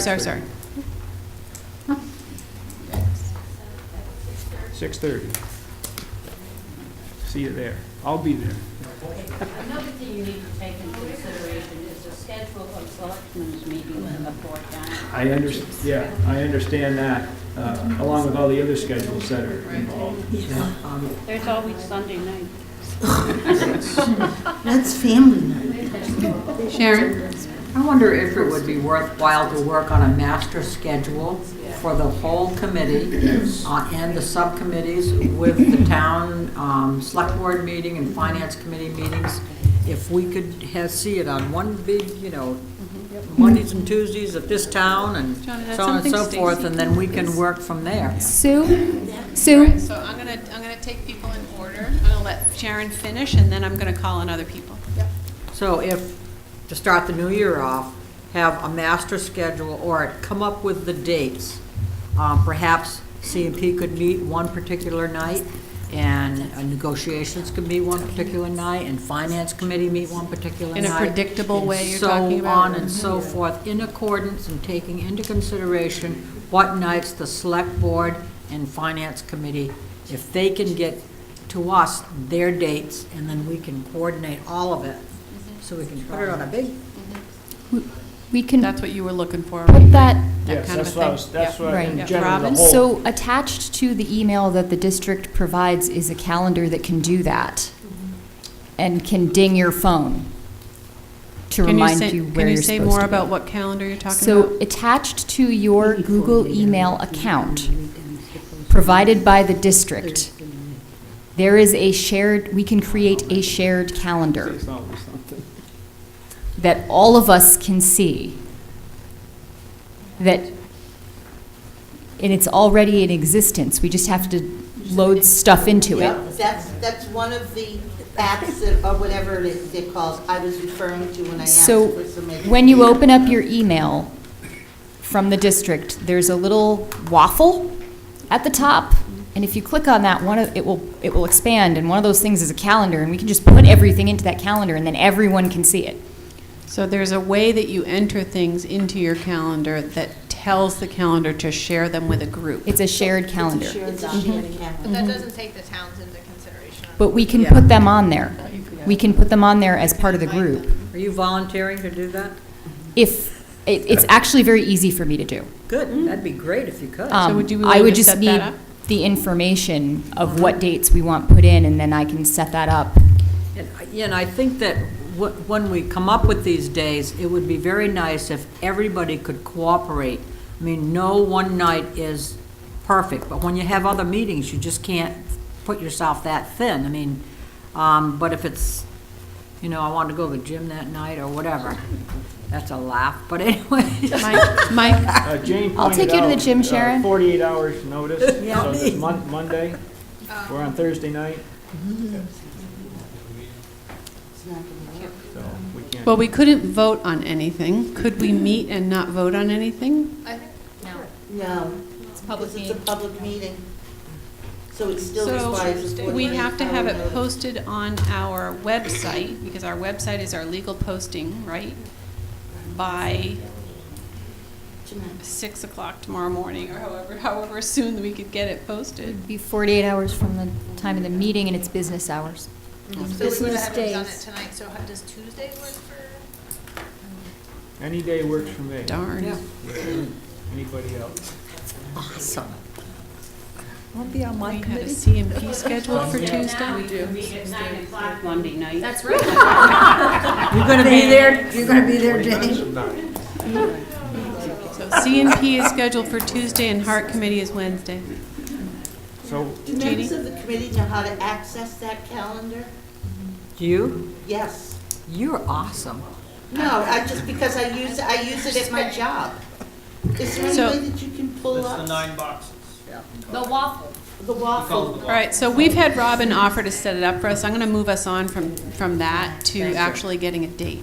So, can I make a quick recommendation? Mm-hmm. I don't know what Jim Bell's schedule looks like, but I think, and I'm not sure what Pat's work schedule looks like, but would it be possible to do a meeting during the day? I know that's kind of not the norm, but in order to get this in, I leave Thursday afternoon for Florida, and I won't be back till the new year, so I really want to get some kind of guidance in place. And John and I are meeting Tuesday with the overseer to talk about the budget, so I think if we could do it Wednesday somehow, some way, would be really beneficial so that we can communicate what the state is looking for and what process they're looking to guide us in, either Wednesday or Thursday morning, just to have a conversation. We don't have to vote on anything, we don't have to do anything, but just to have an initial meeting to understand where the district is going and where the budget subcommittee needs to be prepared to go. I don't know what Jim's schedule is. I'm available Tuesday or Wednesday during the day. Robin, do you know if David's available? I don't know about David. I can find out. The other. What's the new date for David? Wednesday. Wednesday? Tuesday or Wednesday? Tuesday or Wednesday during the day? We can't do Tuesday. We've already scheduled No. During the day? C But and that's at P. 6:30. It's at 6:30. No, I know. I was talking about Tuesday evening. Yeah, the Okay, so B what- and G is what on day the am I asking? 19th. No, just, No, okay. you can come to it. No, I mean, that's, Mike, you call it.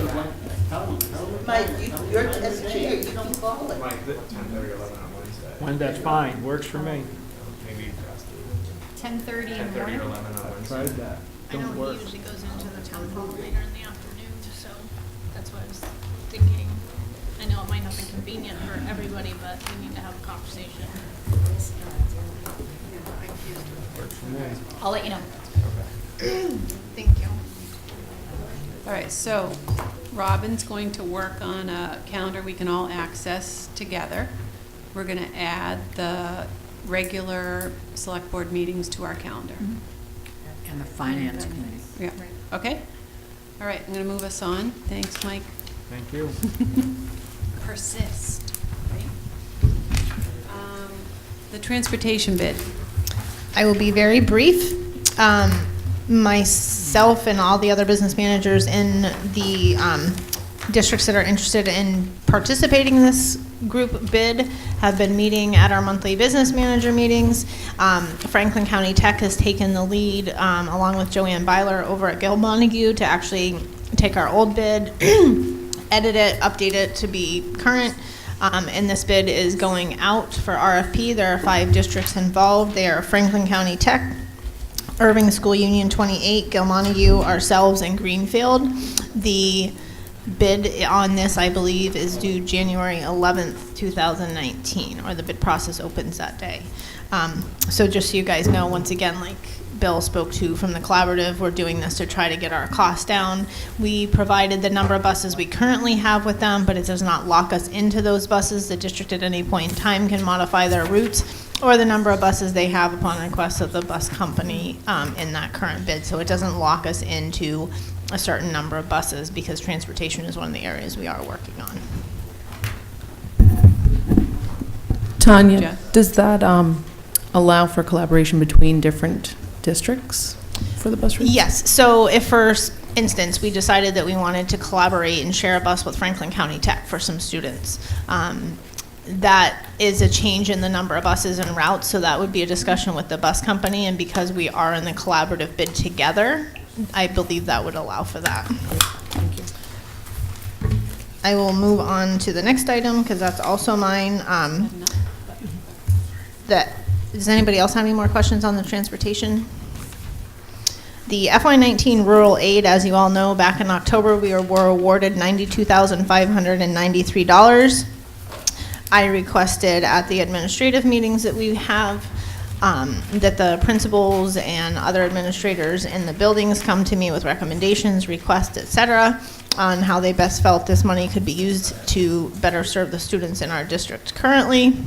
And then John and I met and took those requests and put them together the way we best felt we could.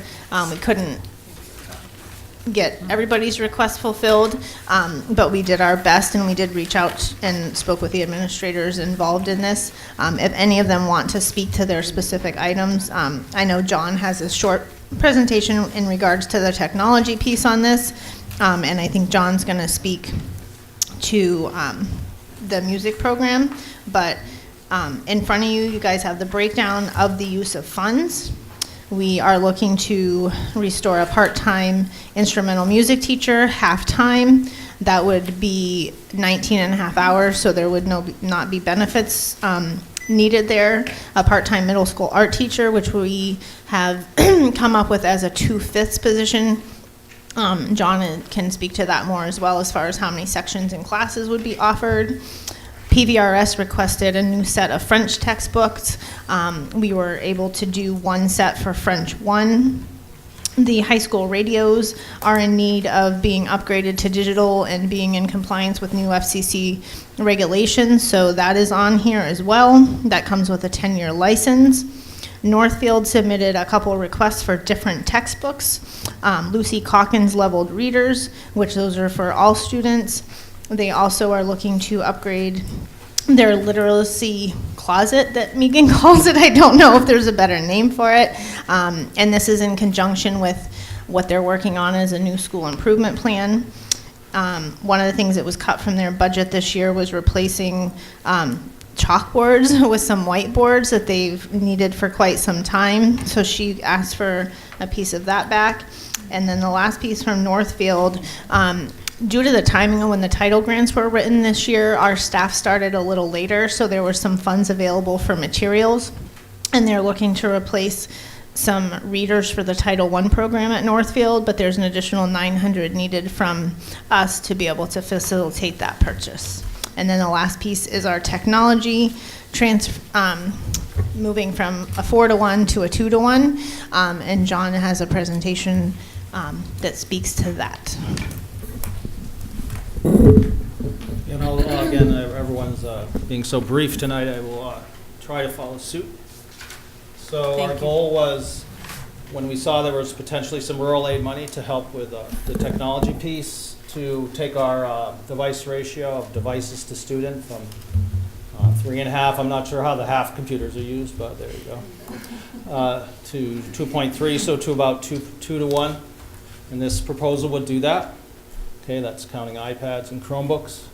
And then, as John mentioned before, we're working on donations, but it's going through the business cycles of the companies. Takes a while, so we want to jumpstart that and get some robotics and engineering going soon, very soon. And we didn't want to impact existing devices, which are already heavily used. So, for example, the Chromebook carts, we didn't want to say, hey, you can't use it now. Classroom teacher, we need to do your the robotics class. And then there's the devices here, the carts here, and in Bernardston, really all the schools, but we can only address so many at one time. I'm going to consolidate some laptop carts and get some new Chromebook carts here, and then do one in Bernardston. So more specifically, what I'm proposing is part of that money, which would this would also, by the way, consist of rural aid money and additional district funds that you've already voted. We would get a Lego EV3 robotics kit for enough for a whole class for here, which would handle middle school and high school, be shared between Skip and Lizzie that Jean mentioned. So, and there's a cost of $12,000 with that. That would also come with devices to program that. In this case, iPads can wirelessly program them, and they come with pens. At the high school, the new high school person, Lizzie, wants to integrate art into her teaching, so the devices with the pens would help with that. And then also provide a shared mobile cart, iPad cart for all the elementary schools. So our elementary teacher, Jenny, I found these mobile carts, so she would just pick up these carts with iPads, take them from school to school, which I think would really be a benefit to our pre-K and K students in particular, but could also be used for robotics classes, so the kids using the other devices wouldn't have to be kicked off them.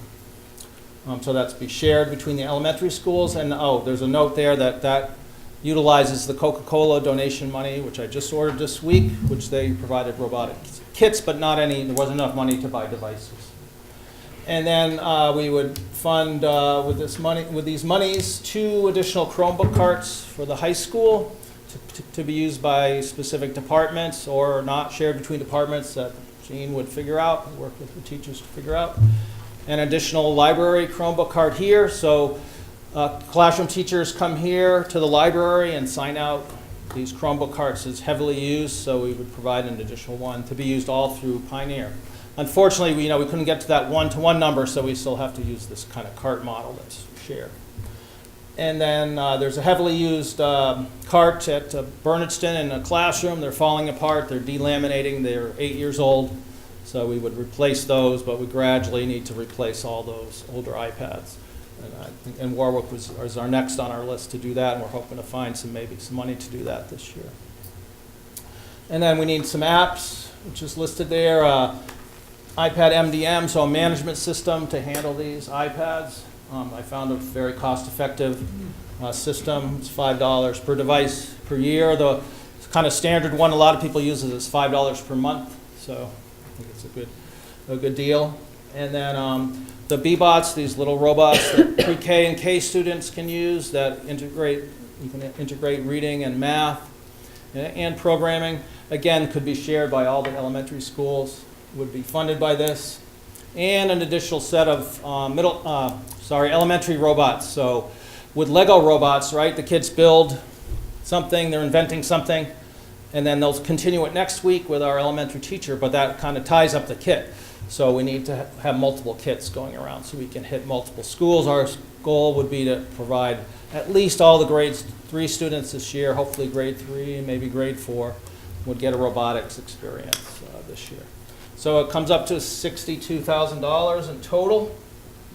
And in terms of where the money would come from, the rural aid, we're asking for $40,000, which is part of this vote.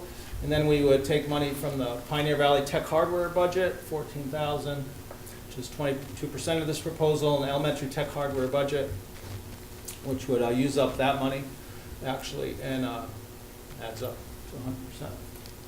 So I think it's really exciting. And it would kind of expand what we're doing now. I don't know, John's covered a lot of tech things, but you may have noticed today that the message board is working again, so that was not working.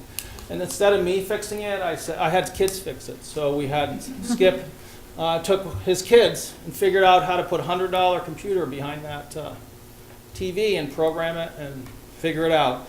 We have a student helper now that comes into tech to help us. Like right now, he's sorting a lot of wires. We did a massive cleanup, so he's helping organize. And he fixed my 3D printer, which was broken. And again, I could have fixed it, but I said, well, he really wants to learn about technology. This is something exciting, a little internship we have going, and he got our 3D printer working and made a little robot for it. That's awesome. So that explains that part of the rural aid proposal. So this is a proposal that we're being asked to vote on. Yeah, well, there should be discussion once we make the motion. So I don't know if we want to get the motion started and have discussion after we make the motion.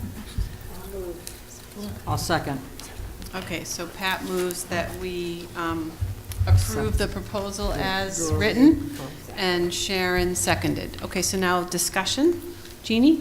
I was just wondering, how does this money from the PV and the elementary tech hardware, how does that affect the schools using those monies? That was money already, Already in the budget. For this year, allocated for the schools, the high school and the elementary. Were they geared towards specific things at the time?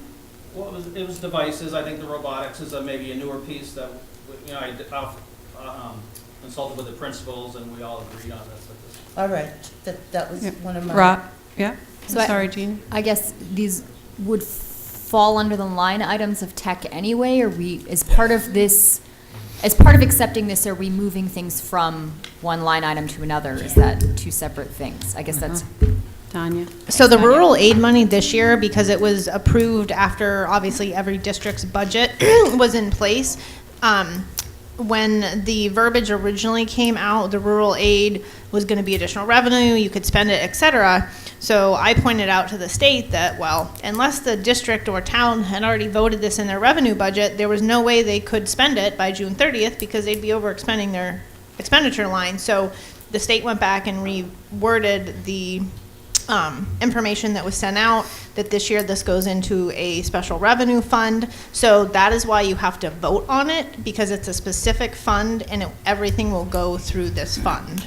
It's not moving money from one tech to the other. When the invoice is paid for specific things, it will be allocated between rural aid and the two lines that are already in our general fund budget that are allotted for the 14,000 that's remaining and the 8,600 that's remaining. Okay, and those were allotted for tech anyway. This Yes, falls so under the category. those were part of our original tech hardware budget for Right. the high school and the elementary. And as John mentioned, he has spoke with the principals to make sure that the use of these funds are in line with what their original intentions were when they requested the funds in the budget process. Right, I just was trying to make sure that they still fell under the correct category, that it wasn't two separate things. It's not that it's a category.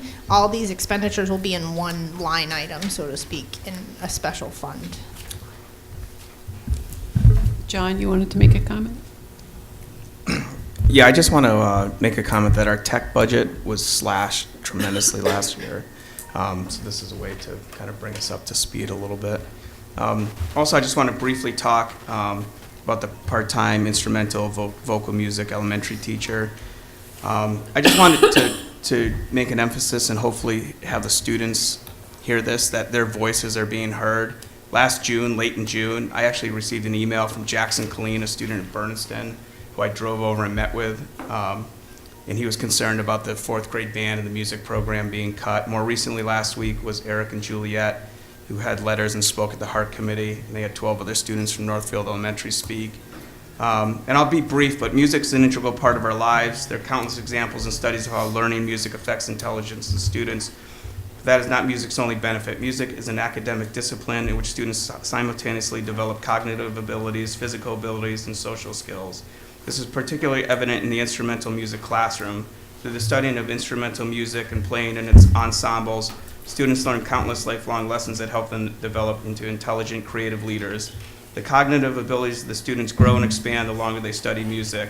Furthermore, it's been proven that their test scores improve in the math and sciences. Through reading music, students learn a new language that is significantly more complex than any other written language. They also improve their physical motor skills by honing their abilities at a piano or a variety of other instruments. Students learn leadership, organization, dedication, and teamwork, and also develop an interactive awareness of what is occurring around them through ensemble playing. All objective evidence points to the importance of instrumental music education in the schools. The minimizing of music takes away an important tool in achieving student success as adults. The importance of instrumental music education needs to be recognized so that the programs like our 4th grade band are supported and the positive effects of students will not be lost. And I know you have a question, but just to follow up briefly on the middle school art, is putting the A into STEAM. I know a lot of talks about STEM and leaves the art out, but I feel that putting the A into STEAM best prepares children with the skill set they will need to become successful, well-rounded thinkers. And there's 5 critical skills that students learn through the arts education. I won't go into detail, but the creativity, collaboration, confidence, cultural awareness, and empathy, and critical thinking. And that's why we're looking at bringing back a part-time middle school art teacher, because right now they don't have any art. Robin. I'm just trying to be clear. Is the discussion that we're having about the motion only to use part of the rural aid for tech funding, or is it also, or were the music and art teacher part of the discussion that we're The having? motion was to approve the entire slate as presented. Okay. I just wanted to be clear because I got a little confused when we Okay. started going back to the music teacher. I thought we were talking about the tech. Okay. Bob? After all you just read, John, why did the school committee cut art and music last year? Give me the Let's simple not go answer. back there, No, okay? why? We did the best we could, Bob, with a very But difficult what I'm situation. asking now is, what if this money isn't available next year? What are We you gonna have to just do, will cut it? have to talk about that going forward. Yep. It was a different time and a different place. All right, so Jeannie, I have a Pioneer Valley girls volleyball, basketball varsity score update.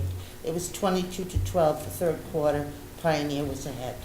thank you, Jeannie. 22-12. They All right. play in Southwick. So, It's a late night for my any husband. other questions or discussion? The music and art, when would that be starting if we vote to pass this? Well, we'll be advertising for the positions right away, so our hope is to start it right after the new year, as soon as we get an acceptable candidate and applicant. Great, thank you. Okay. Everybody feel ready to vote? Yes. All right. All those in favor of approving the rural aid plan as it's indicated on our paper here, let's have a show of hands.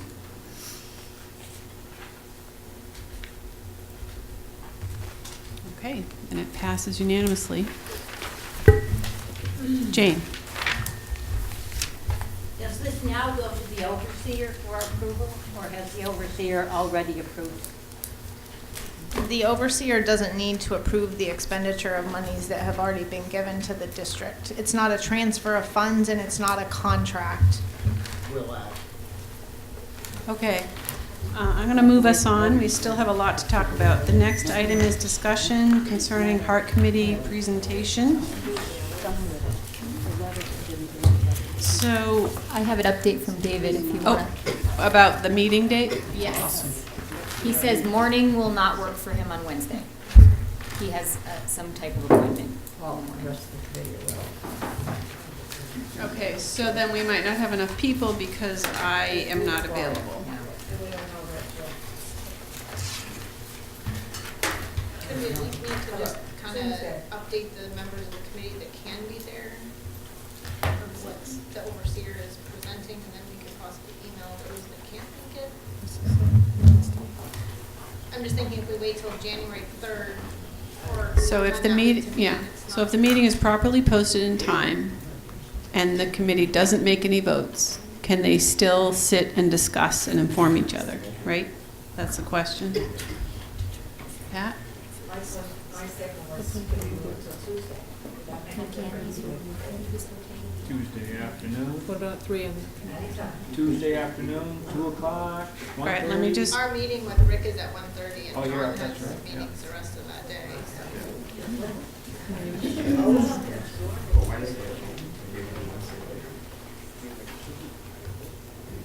Yeah, Wednesday later, I don't, yeah. it should- does Wednesday work for you, Pat? you All right, checking Robin's the- gonna checking the check. date? I'm asking him. Wednesday at Okay, 1. all right. Thank We'll you, keep Robin. going. Okay. I'll let you know when he gets back to me. So, I've set aside about 15 minutes for us to debrief about the forum that we were at last week. Does anybody have any questions or reflections or next steps or? Pat? I think the information I gave us was, I think the information we got was what we had seen preliminary figures that were pretty close, but not the same. And I was taken aback a little bit to hear that people in the audience thought that we hadn't done our job, and I think we had. I think the Heart Committee had done a fantastic job, and I think that if the school committee didn't know the exact figures, that wasn't our job. Our job was to have them presented the other night, and we had those presented, and now we have those figures in our head. I thought it was great. It was really informative to me to hear what the people that were asking the questions and digging in and getting the information was telling us. And I think as far as closures of schools, that's going to be something that isn't going to happen overnight. There's things that have to be done in the right order to do it, and one of them is getting approval from the Board of Education. So I think unless people realize that you're not going to be able to blink your eyes and get that happening, and you can't do it without input of the towns, because it's a big impact in the towns. So I think it was, as far as I was concerned, I learned a lot. Mike? What's the time frame for notification to the towns if we were to vote? When does that have to be done by? In terms of school closure? Yes. That's another item on our agenda coming up. We could combine them if you think it'd be helpful or important. I think it would be. Okay. Yep. According to all of our leases with all of our towns, we have to give notice 180 days, so that means February 1st. And I've had a lot of questions as to, well, why do we have to give that much notice if we're not paying the towns anything? Well, the town needs to have ample time to estimate the cost of their taking the building back and having that ownership, because that means added cost to their budget for, even if it's just an electric and water bill for the next year, if they don't do anything with the building, they have to capture that in their budget and have that prepared in time for their spring town meetings. So that's why the 180 days comes into play. And that's what I was going to discuss. So having these things approved by the Board of Education, we are up against some deadlines, so there may be some additional meetings that need to happen, special school committee meetings that need to happen between now and February 1st, if this is something the school committee wishes to pursue for the next school year. Mike? So, should we set a date for a special meeting in regards to a vote and discussion on that? Jeannie? I think there needs to be a discussion first with the parents and the town of Leiden before we can do an actual vote, because this is, you know, going to affect them directly. And I don't know what kind of connection has been made with the parents and the townspeople of Leiden for their input. Karen? Would the district agreement have to be modified before any of those votes could be taken? No. No? No. We've already clarified that with the Department of Ed. Seems to me at a presentation we heard last year from DOR and DESE that they gave the impression that this wasn't something that usually or could work out well for a district if it was done within 1 year. So I think it's just my recollection that that was referencing that they were telling us at the time during last spring's budget season, don't do it hastily right now. They are expecting us to have these conversations and make these decisions this year. And the legislation actually supersedes our district agreement and gives the Department of Education leeway. They can, if we aren't trimming our sales, they've been very clear that they will come in and do it for us. So they're hoping that we will devise a plan for our own sustainability through our own process. Our legislation that just passed also overrides the regional agreement for the closure of schools upon the school committee's recommendation. All right, I know I see you, Michelle, as a Heart Committee member or as a Leiden member? As a Heart Committee. As a Heart Committee member? And I guess a resident because I'm not Finance Committee anymore. You did school system, I should say, I guess. I was just at a Franklin County listening session for the Rural Policy Group. I'm so glad you were there. Secretary Ash was there, Mr. Keir was there, I don't know if anyone else was here. But Michael Buonaconti, I wanted are you talking about collaboration with other regions? Michael Buonaconti was very clear that superintendents have gone to the legislature. The legislature is going to talk about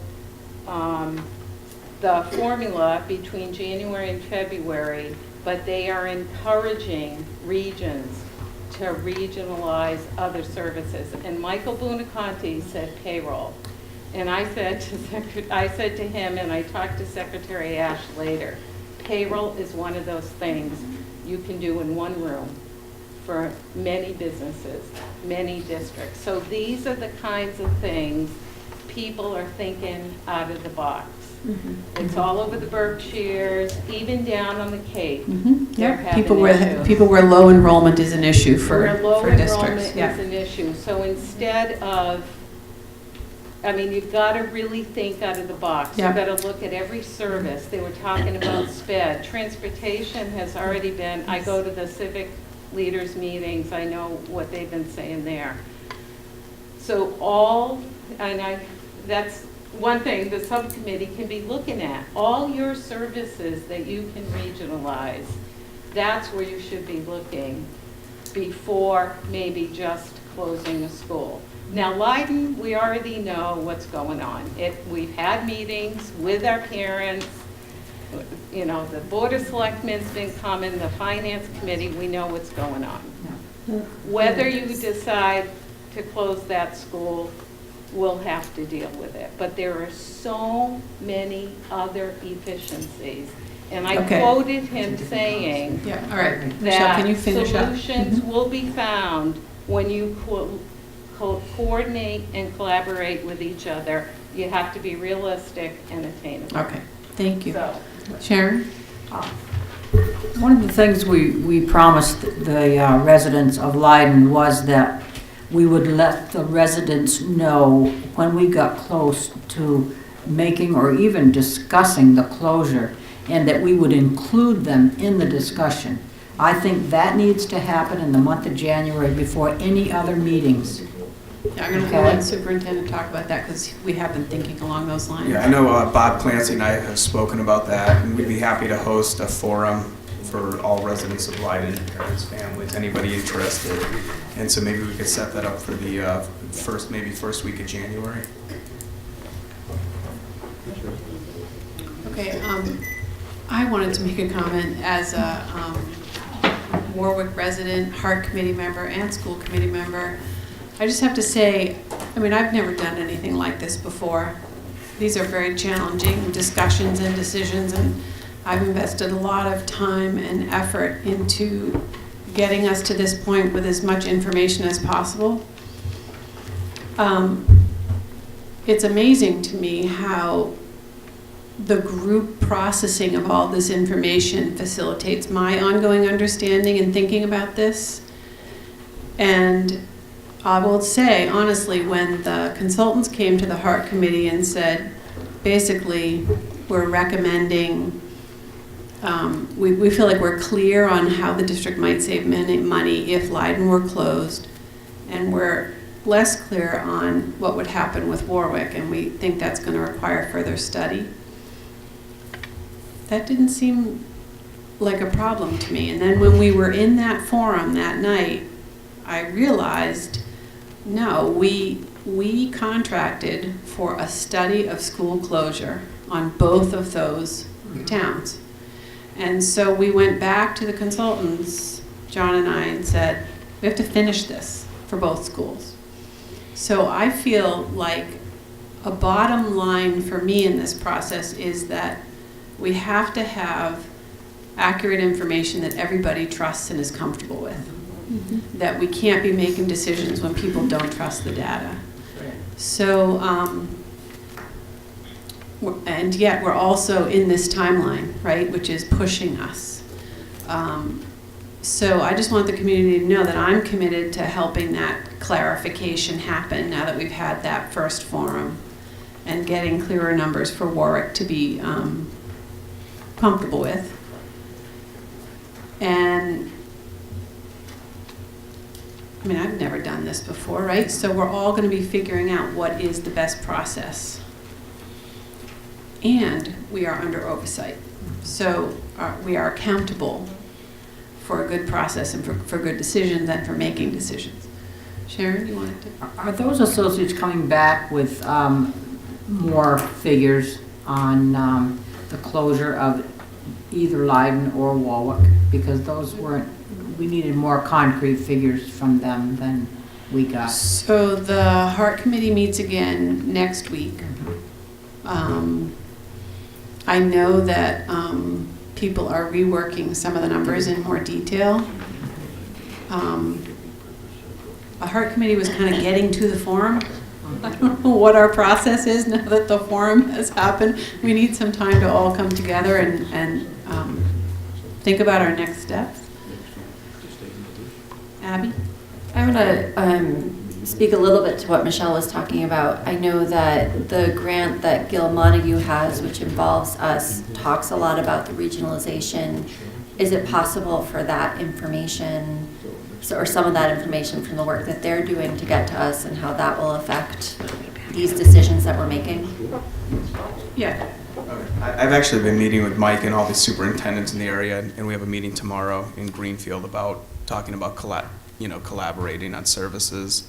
And I know that it's possible in some areas, but I don't think it's going to, my own opinion and the opinion of many of these superintendents is that's going to be the saving grace, and we're going to save a tremendous amount of money. So where you might combine human resources, among districts, but that person's overworked as it is, now you're adding another district and they're going to have to hire an assistant. I don't know, quite frankly, from what, and this is, I'm speaking for other superintendents that in our meetings, is how much money we're really going to save. We know there are some cost-saving measures, like transportation would be a good place with a joint bid. But as far as thinking that we're going to collaborate and how that's all set up, it's difficult. It hasn't been done in many areas at all.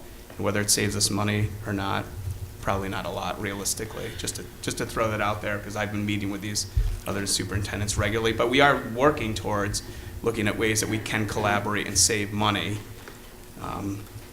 So we're working towards that goal, but it's a difficult process, and then to capture the savings that would make it effective is even harder. Jeannie? My question is actually about Clancy.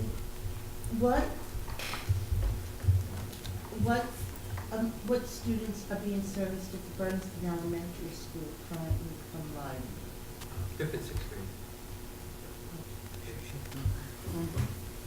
And that's how many students do you know?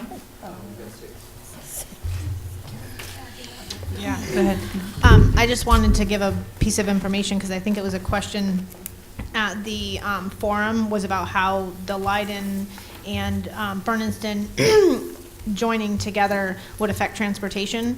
And I have had conversations with Kosmeskis, and we've looked at the numbers, and we wouldn't need to add any additional buses because they already are transferring, driving the 5th and 6th graders over there. So that would be able to fit into our transportation model we currently have. So that wouldn't be an additional expense. It might be a loss. Would it be a loss of buses because there would be one less for Lyden Elementary School? Those students have to be picked up and brought. Those students are already being picked up in Leiden. They pass the Leiden Elementary School and then they go to Bernardston. So those same buses are picking up the same route of students. Yes. Tanya, I have a question for you about how this is panned out with the Leiden impact on when they come to the end of this, and I wonder if you can maybe help me understand how the impact of closing the school has this greater impact year after year. So because we're closing the school, it's not just a one-time closure. We're taking those expenses completely from our budget. So it's not a one-time $200,000 savings. Over the course of the 5 years they're studying, which is this current year and the next 4 years, we're not doing anything this year. So essentially from that $3.1 million that they're saying we need to make up, bring in revenue, collaborate services, or what have you, it's $800,000 of that in that 4 years they're looking at. But that savings will continue and really kind of at a compounded rate, because we're not going to be seeing 2.5% increases in expenses from that school either. So it's the $200,000, but really when they projected it out, they kind of should have done that maybe at the 2.5% that they applied to the rest of the figures as well. Sharon? That leaves me, I'd like to ask Michelle Higgins a question, if I may. Michelle Giarusso? Michelle Giarusso? No.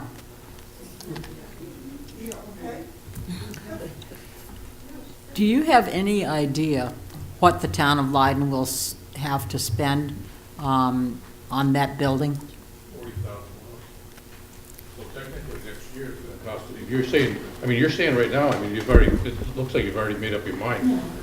No, I'm saying Well, she was already- asking what the impact was of it, but we're doing our due diligence to get the information that was asked at the Heart Committee forum. So I went to the bus company to find out what those numbers were so that I could bring the information back to you guys. And she just asked a question on what that impact was based on the information that was presented at the forum. Kristen?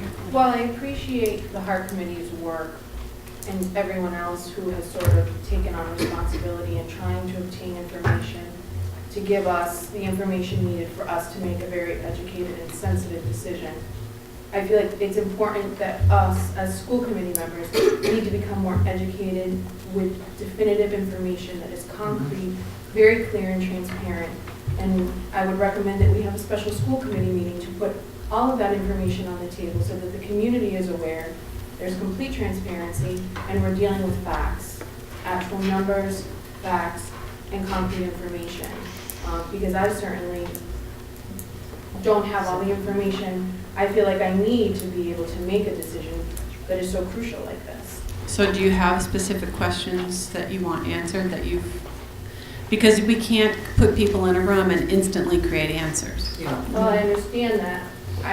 At the beginning of this conversation, you had said people were working towards having more concrete numbers. I think that's crucial, to have more concrete numbers. And I think if we don't set a time frame for that, we're just gonna be sitting here waiting. I think we need to create all of the items that we need the information on and set a time frame to have that discussion so that we can come back to the table. People are waiting. Right. You know, there's a lot of emotion around this, as Exactly. well as Mhm. huge decisions that have to be made, Mhm. so. So you're asking about a timeline? A timeline. Mhm. So I think the Heart Committee needs to meet and have a conversation with the consultants that we're in process with and get back to the school committee on a timeline. I don't think we have a timeline post-forum for when people could be ready for the next phase of this conversation. And that's my concern. The decision is based upon our voting, our decision-making ability. It does not rely on the Heart Committee. While the Heart Committee is giving us the information and they've taken on this responsibility, it's not the role of the Heart Committee to make the decision. So I'm making a suggestion that we come together and determine what we're going to do to get that information that we need. And I'm not sure the way in which we do that, but we can't wait for the Heart Committee to take these steps. It's our responsibility as school committee members to have the information, to be able to make these decisions. We are here to do what's in the best interest of many stakeholders. So. Abby? Well, I have some specific questions that, or information that we may help us with that. One, looking through the detailed reports for each town, some of the towns talked about classroom capacity, some of them didn't. I think it would be helpful for me knowing what percentage are we enrolled at each of these schools? What can we contain versus what do we have now to give us? So the capacity of each building? Of each building, or And or each grade level? Grade level, whatever, however far down we think that would be useful. So different than enrollment numbers, but capacity? Yeah, Mhm. both. And I know, like, it's listed for Leiden and Bernardston, but I didn't see it under Northfield or Warwick, those numbers. The other one I had in terms of, since it seems like Leiden is the more likely option at this point, we have more information, wanting to know, well, and I know Bob has looked at this some, or had last year at least, what staff would we have to move?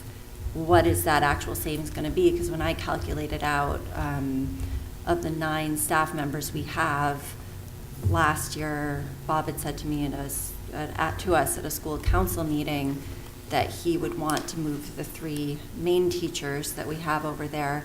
We also currently have 3 one-on-one aides, with the potential of my daughter needing one next year as well. So looking at those costs and what those are likely to be as well. So that was actually part of the presentation. So if you look at the figure of the 198, that was all taken into consideration with conversation between Bob, myself, John, and the consultants. So that's where that figure came from, was talks about moving the staff over to Bernardston, and what the class sizes needed to look like.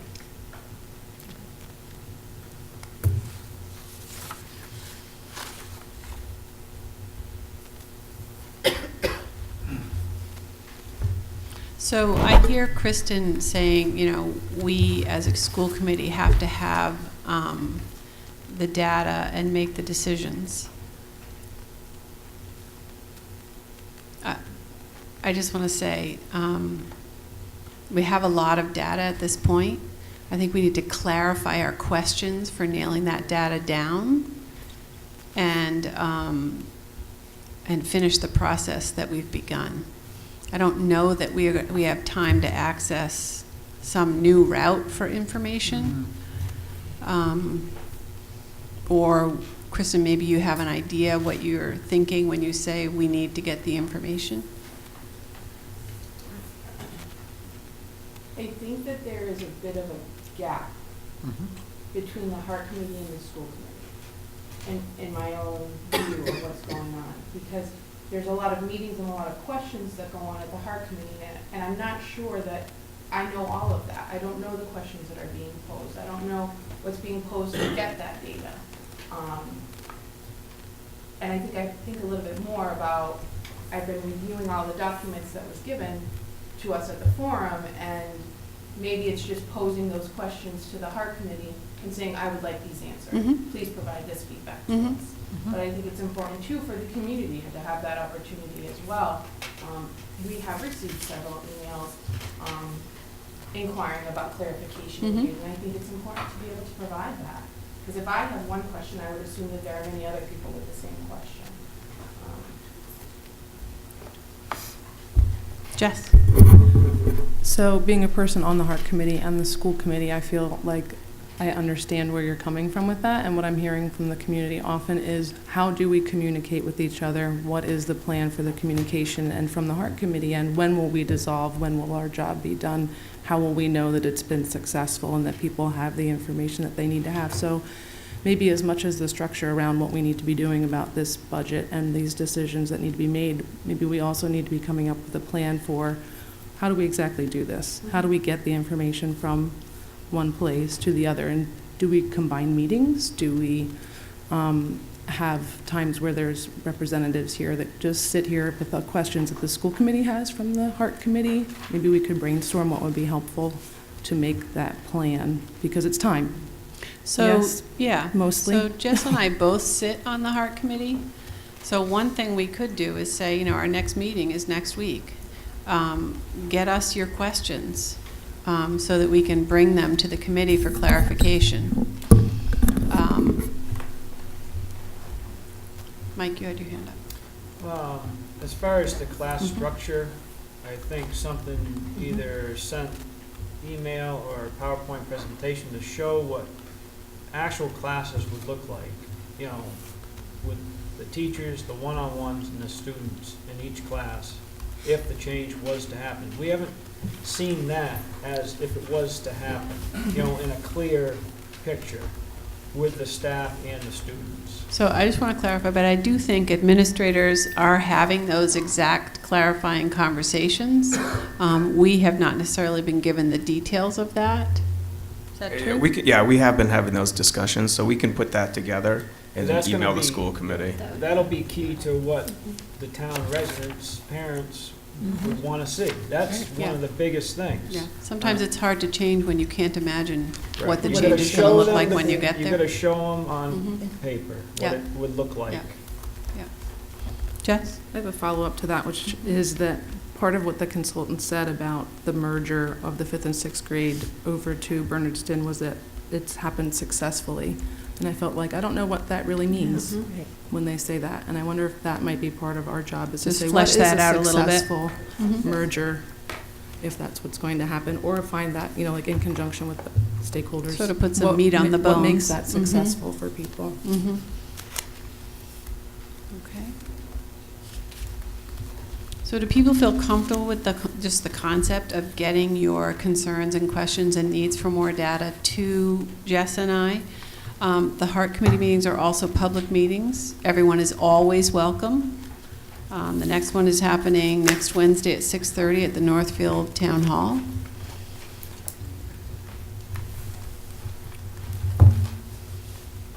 I mean, I don't know the perfect process. I think that's a good starting place. Is that a good starting place? Knowing that the meeting is next Wednesday gives us the opportunity to prepare, Mhm. provide questions to either of you, or Mhm. go in attendance Mhm. ourselves. Mhm. That way we can sort of bridge that gap Mhm. and be able to have additional information. So, Kristen, I know you're new to the committee. I know the Heart Committee has really tried by having regular appearances to the school committee to keep everybody informed and on the same page. Now that we've sort of actually started getting reports and getting data, there's sort of a higher level of need for people to be able to get questions answered. One of the things that I put out to my community that I think was very effective was the consultants are open to fielding people's direct questions. Their contact information was in the packets, and they are willing to hear directly from people, and they will answer your questions directly. That's one option. Sharon? Does everyone have the contact information for those people that they can It was in the email packet. questions to? And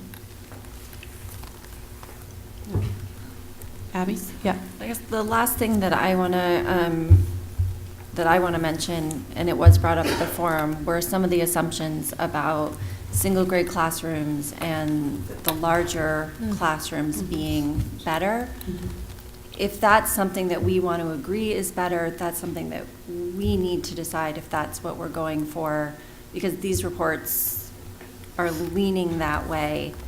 Or is that not necessarily something we believe? And in terms of the education we're providing and these decisions we're making, I think that that's something that, I don't know, it should be discussed or decided in one way or another. So are you suggesting that the committee have a chance to perhaps review research on class size and school size? I guess anyone who wants to themselves suggest, I know a number of people, or a couple of people at least, spoke up at the forum saying, well, I don't think that this is... Right, so I'm just wondering how to follow up on that. What's your suggestion for that?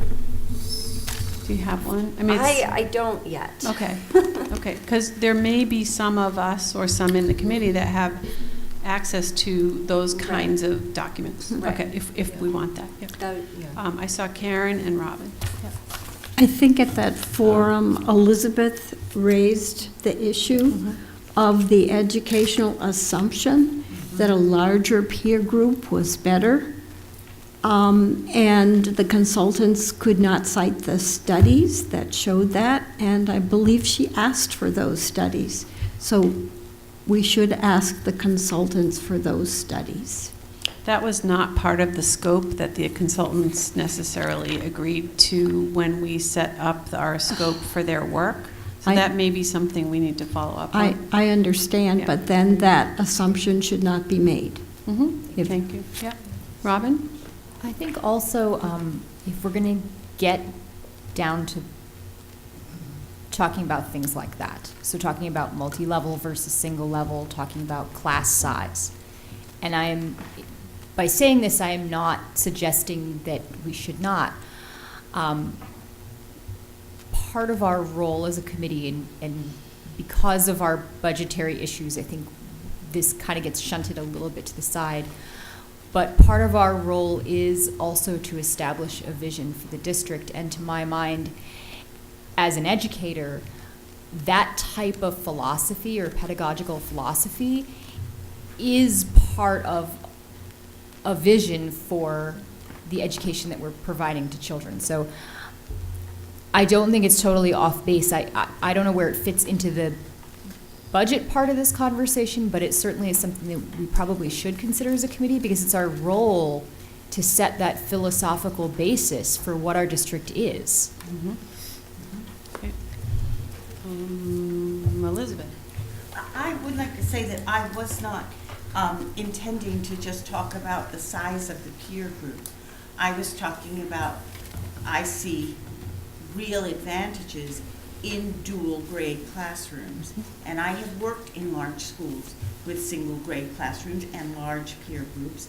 And I have now worked in a school with dual grade classrooms. And I see a profound difference in the climate and the culture of the school.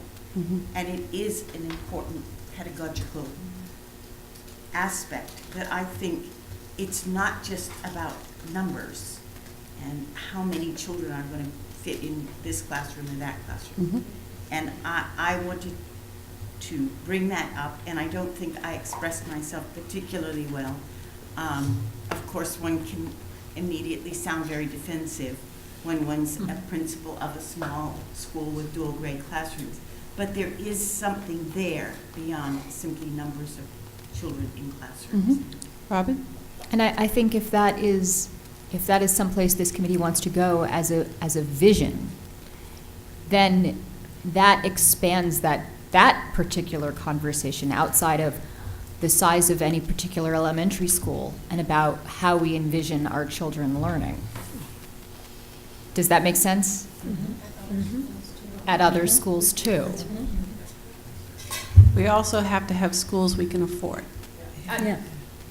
Right? Right. At the same time. I'm not speaking about, if our vision is that, that's our philosophy, that we think that's best for kids, then that happens regardless of the size of your elementary school.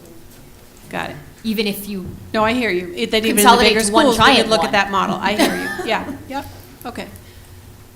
So it's getting late. I want to keep us moving. So at this point, we have a plan for people to forward questions, concerns, requests to Jess and I, and we will bring them to the Heart Committee. Everybody's invited to that meeting. And, you know, the Heart Committee has worked very hard for a couple of years to try to support the best process for everybody. There really are no barriers. You know, nobody's trying to run a particular end run game here. Everybody should know that. So we welcome your joining our process. Are the Heart Committee meetings televised on the Northfield Bernardston Community Network? No. They're not, okay. No. But we do take minutes, and they are posted, yeah. Okay, thanks for that discussion, everybody. Our next item is, did we already talk about number 5 there? The Leiden closure discussion, lease deadline? Yeah. So Can we the- clarify that date, that lease February deadline? 1st. And the 180-day notice closure, It's February 1st. So the school committee would have to make some kind of a vote or decision in January in order to meet the deadline for a February 1st notification to Leiden. Got it. Right? That's what we're talking about? Okay. All right, so number 6 is voting on increasing the subrate to $81 a day to be compliant with new minimum wage rate of $12 an hour. second. That is not a compliant, you do not have to comply with that law. So, There's a public I'm gonna employee, ask- and public All right, employees Stan, are wait a minute. I'm going to ask John to speak to this, or Tanya, whoever put this on the agenda. Look at the law. I put it on the agenda, it has been brought to our attention, and it's been a discussion across the state that the rural schools that aren't raising their subrate, this is $1 a day for our district, so it's not a huge increase.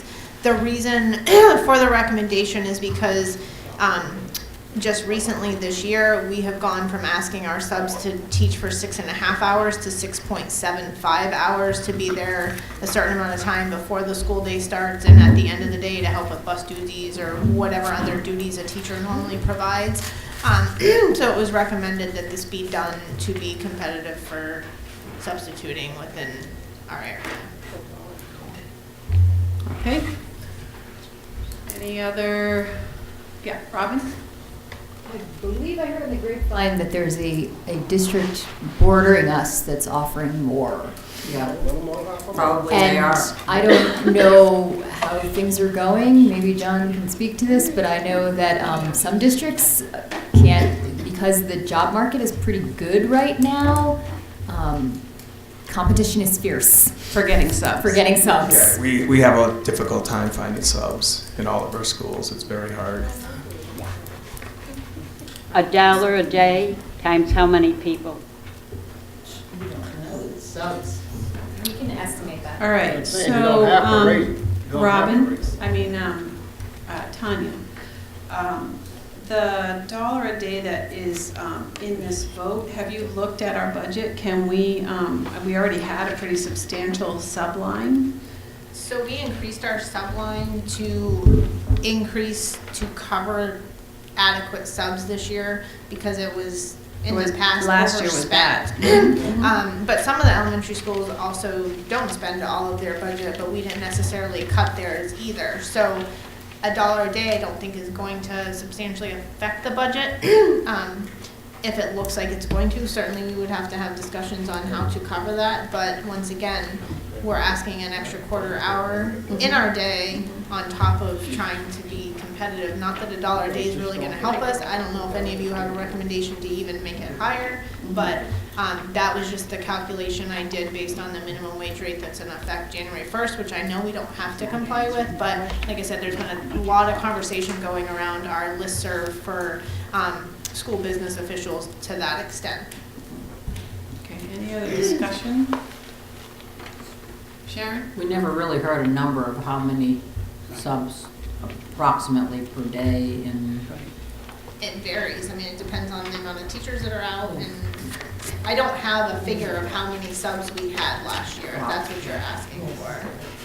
we overspent our budget, we increased our budget yeah. to be above what we actually spent last year. Whether we will utilize all those subs this year again, it's, you know, it's one of those areas of exposure, just like health insurance. It's a moving target, and we do our best to budget to it and monitor it. As the year goes by, after February, I think we'll have a better idea of where those lines are, because winter tends to be the time that most people have to be out sick or home with their kids sick. So it's definitely a line that we're monitoring. Is there any, is there any reason that we have to move on this before we have that better handled? I was just going to ask the same question. Or that we have to do it for this year. Could we just put it in place for next year? I added it to the agenda because there's been a lot of conversation across the state about it, and thought that we should present it because you guys wanted it in place, we did. Okay. Any more clarifying questions or thoughts? How much of the substitute budget has been spent so far? Not counting anything you might have in encumbrances. If you look at the expenditure report, each school has its own subline, so those figures are in there. Bernardston, 5,000 of their 37,000 has been spent. Leiden, 1,200 of their 6,900 has been spent. Northfield, 5,300 of a $33,000 budget has been spent. Warwick, 1,500 of a $7,000 budget has been spent. And at the high school, they have utilized, sorry, I have to find it on here, 13,000 of a $15,000 budget. 13,000 of a 15,000? 50. Oh, 50, thanks. Sorry. So, you know, I don't think I was the only one that heard. we're almost halfway through the year, and we're tracking below percentage for the time of year.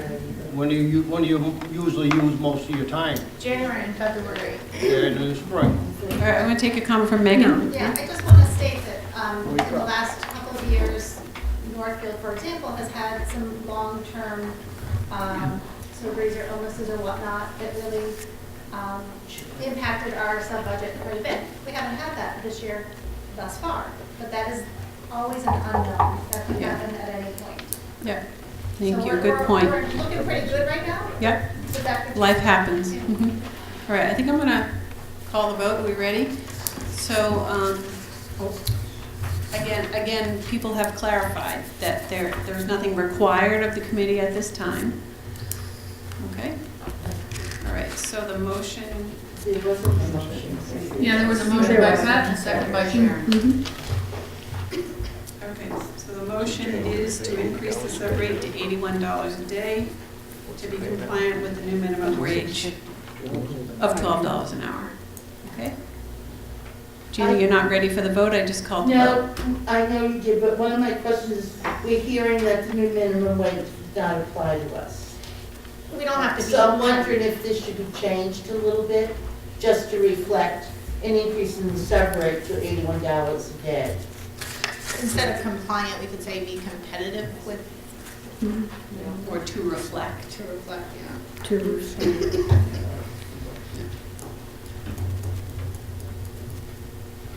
We have to redo the motion.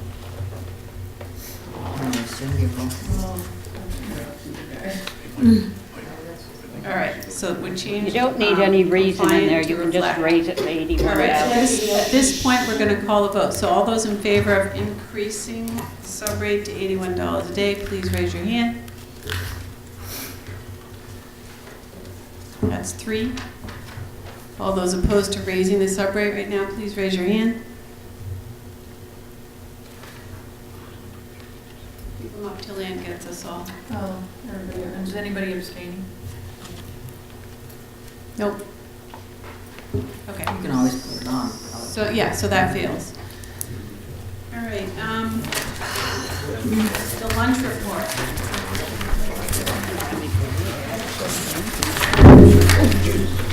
Is Rob here? Oh, there he is.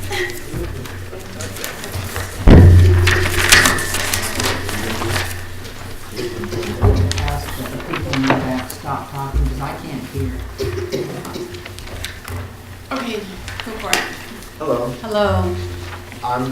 We worked on a budget, as everyone saw. We have projections for the year here. Student meals sales have decreased roughly $2,000. Rob, just one second, just make sure everybody has their document Oh. first. Is this the one you're talking about, This one Rob? right here? Yep. Yep. You just wouldn't believe how hard it is to find papers after a while up here. Yeah, I can imagine.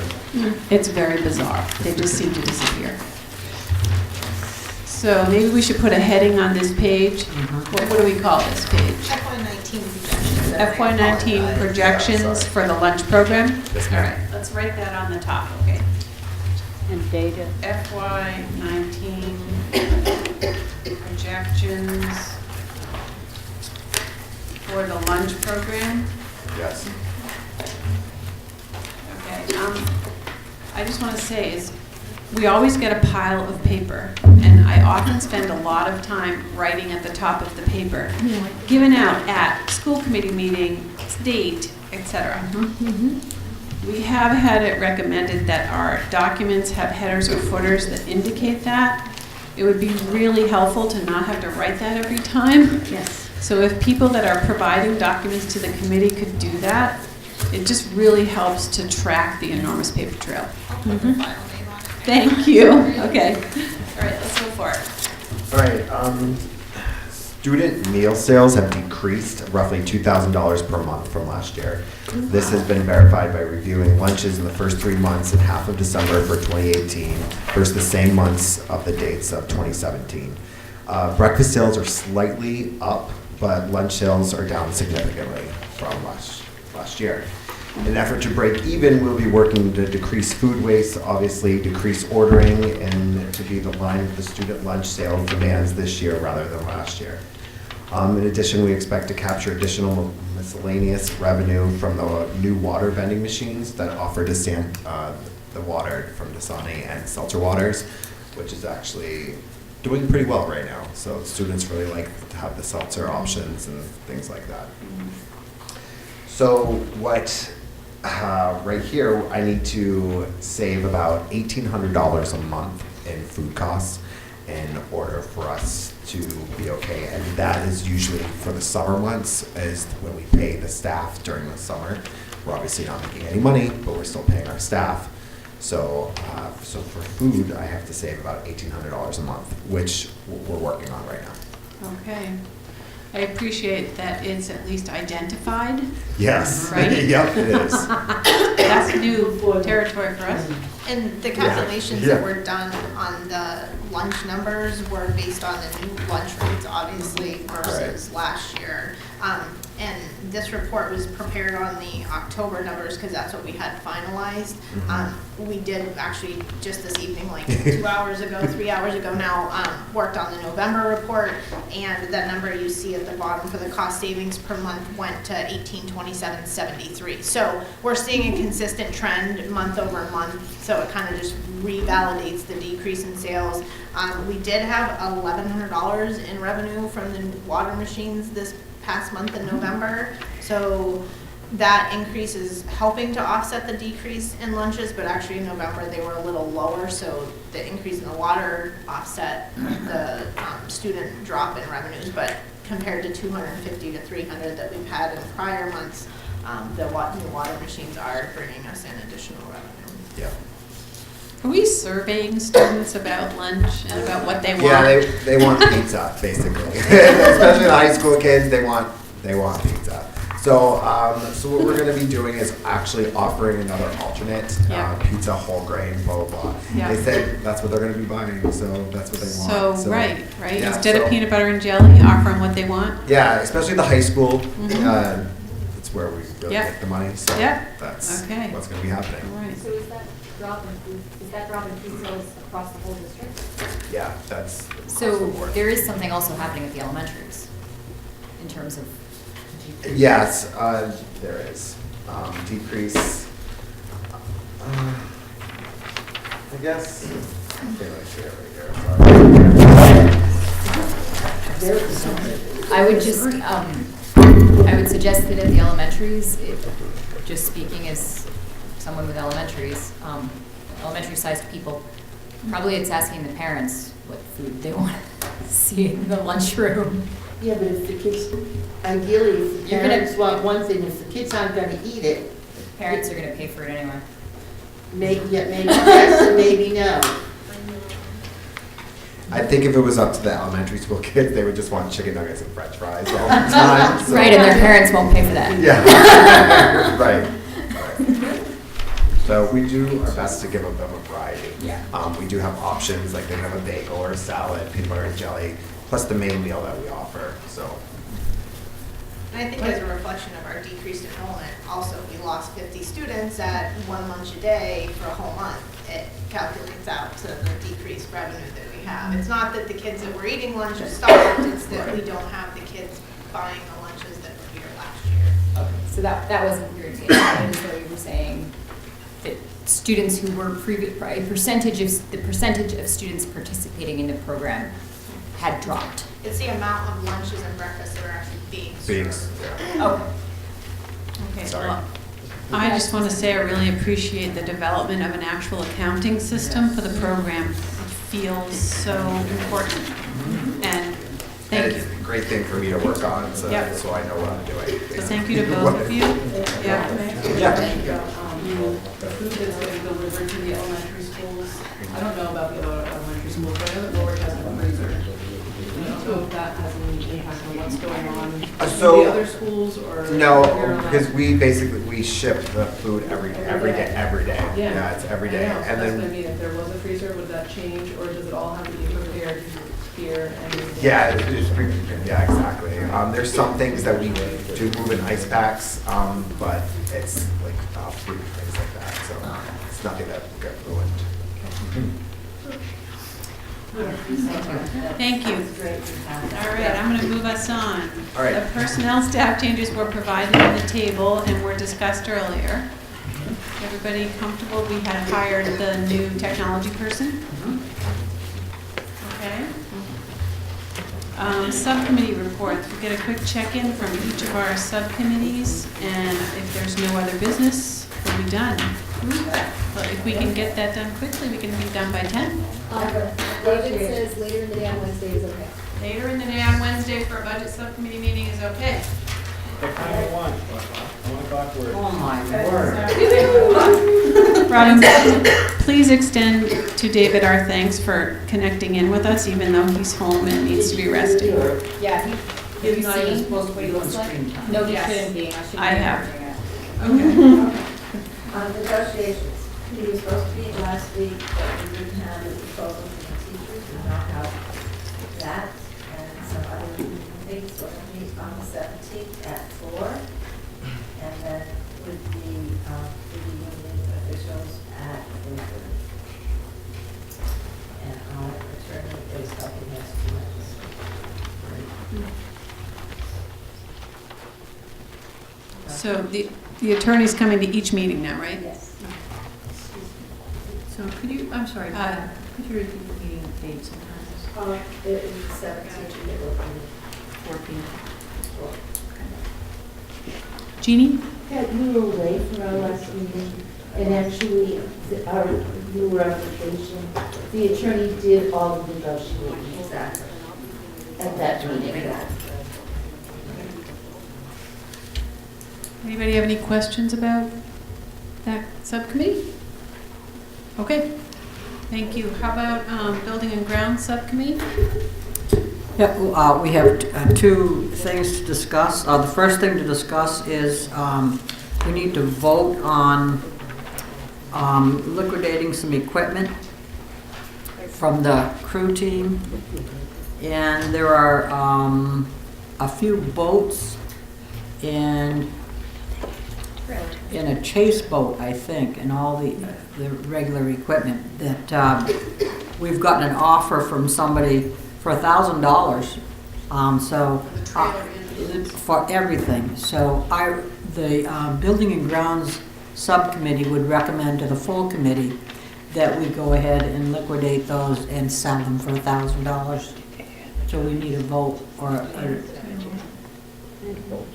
So you're making a motion? Oh, I am, okay.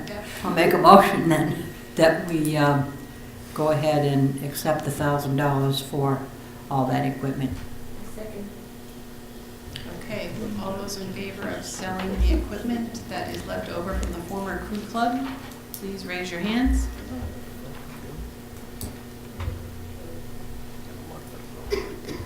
Okay, all those opposed?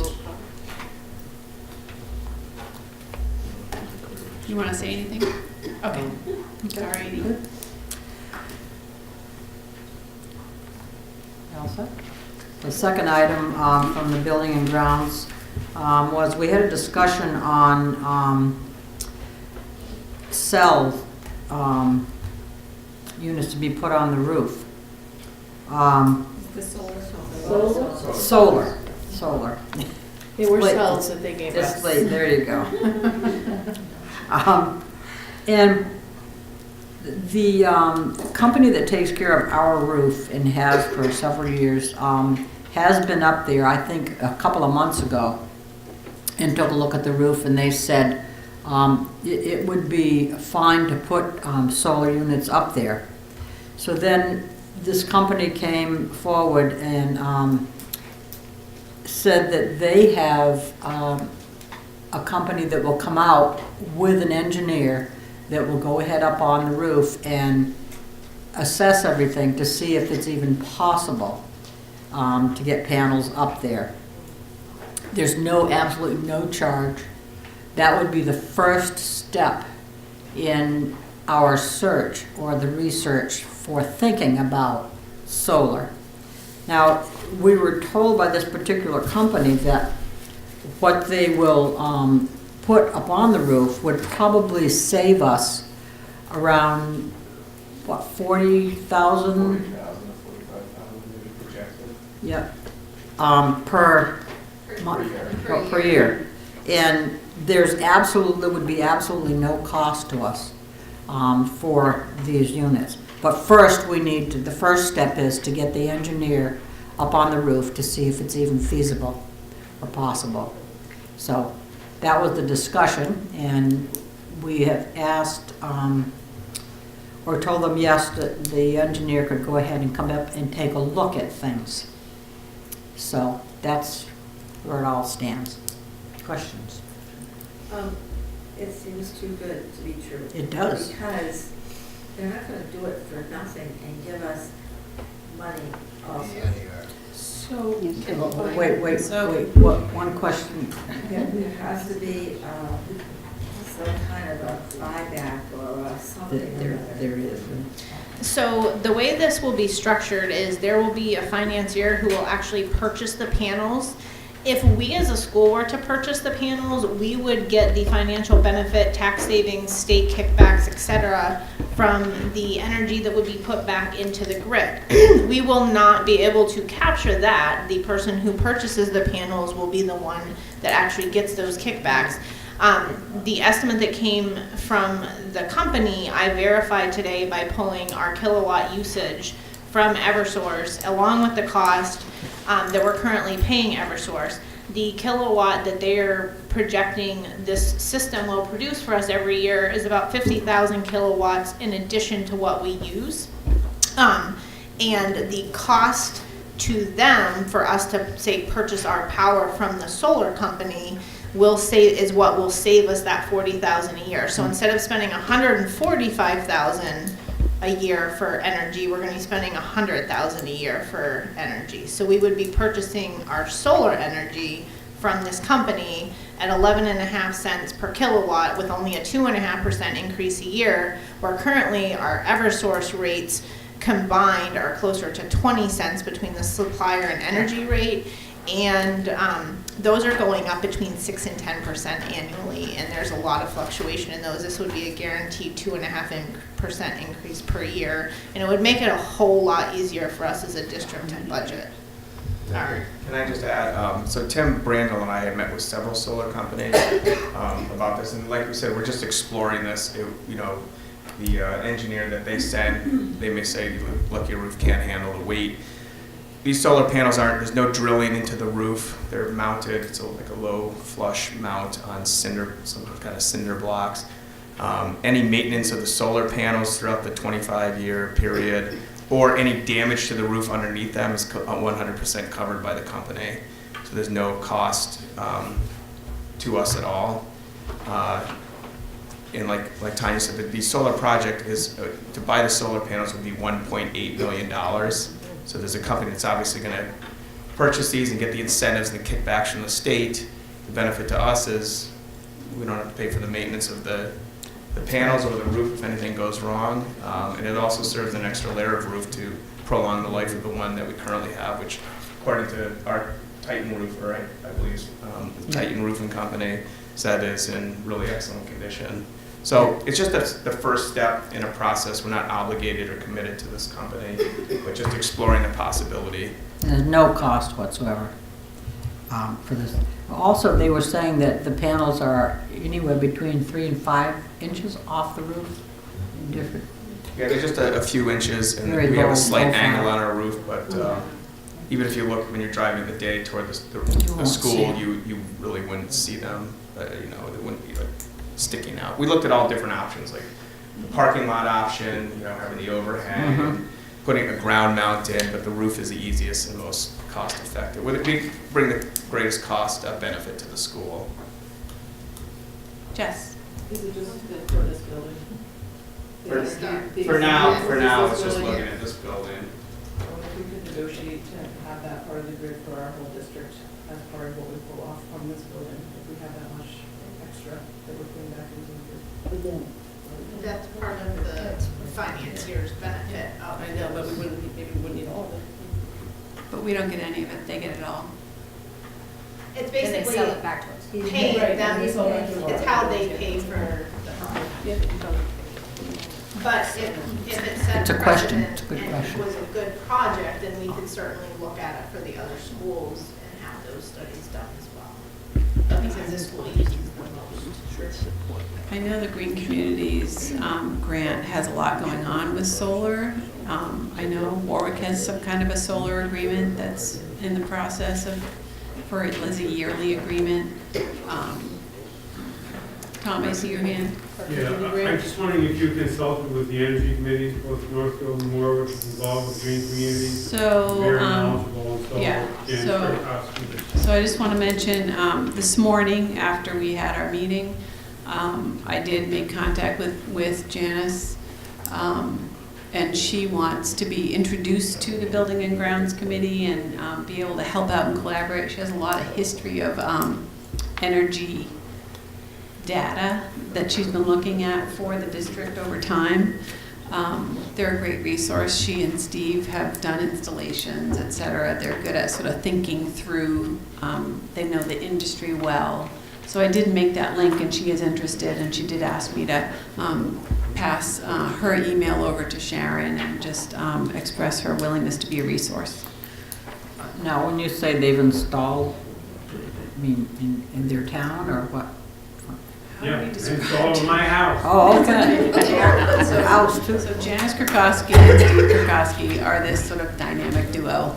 Yeah. Could they have a business name? Yeah, I don't know. The duo. Yeah, they're really, really skilled and a great resource, yeah. To the point of including other schools potentially in the output from the roof, it's certainly something to try to negotiate. To just walk away and say, they're offering it for the high school, okay, that's terrific. That's a very naive reaction. You should try to get as much as you can. Maybe they'll also do Northfield School or right. Bernardston. Thank you.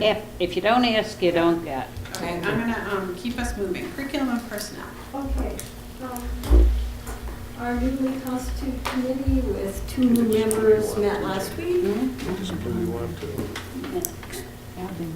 they not talk while we're trying to conduct business? To discuss the memorandum of understanding and school resource officer position. We decided at that meeting to widen the discussion to include the 4 elementary principals, specifically on the role of the SRO as well as other. Karen, use your mic. Oh, I had to put it up. We decided to widen the discussion to include the 4 elementary principals, specifically on the role that the school resource officer might play in their schools. And we also wanted to include other law enforcement entities, including the 4 town police chiefs, the sheriff's department, the retired sheriff's group known as Triad, and possibly an ADA with broad juvenile experience. Some of the information will be gathered before our next meeting, and many of the individuals named are also being invited to a discussion with the committee at next week's meeting, which is on Tuesday. In short, we are looking at this position from a district and regional perspective. We have also received a copy of Frontier's Memorandum of Understanding to use as an example of a state-aligned document. The document we've been working under is not aligned with the state recommendations.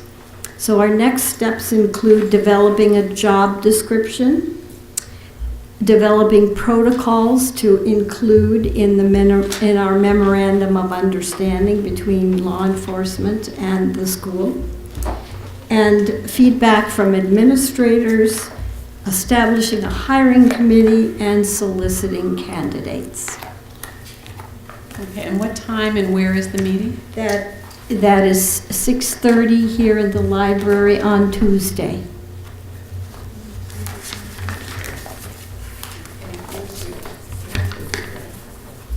Tuesday the 18th? Tuesday the 18th, that's correct. And it was to have been posted today, that meeting. Okay, I saw it. Okay, do we have any other business? No. Okay, anything for good and welfare? Happy New Year. Happy holidays. I'm gonna Happy, say Merry Christmas and Happy Holidays. happy holidays. Yes, Okay. exactly. And our next meeting is Thursday, January 10th, 7 p.m. here. Thank you, everyone. Oh, Michelle? The Guild Educational Forum on January 10th, you know, the state, where the state goes from area to area. I have it in understand my that calendar. the town of Gill is hosting. It's called the something summit. What's it Yeah, called? the Educational Summit. They talked about it earlier today, too. The Small Town Summit, 7 o'clock at the Gill Town Hall On January 10th. on January 10th. What time? 7 o'clock. Well, that's the same day as your. Right. So Michelle is making the point that the Small Town Summit, I believe, is members of the Gill and Montague Civic Leaders Group have invited area legislators and people from the Department of Education to come to this summit to talk about the challenges our small towns are facing. So does the committee want to consider trying to reschedule that so that we can be part of the January 10th summit, or do we want to just leave it as is? Jean? I personally think we need to leave it as is. It looks like subcommittees are having a hard time getting their groups together.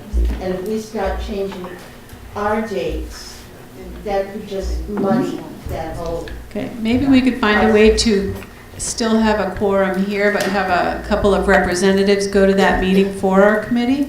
The Gill cable people might televise that. Yep. Okay, yeah, thanks for pointing that out, Michelle. Well, I think if you don't go, you're not going to be heard. Right, so maybe we can have a couple of our representatives go. Okay, thanks, everybody. If you think you'd be interested in being a representative to that meeting, please email me, okay? Kristen, you're interested? I would be interested. Okay, great. Anybody else? Off the top of their head, let me know. I make a motion to adjourn the meeting. All right, all those in favor of adjourning? Aye. Thank you, Jeannie.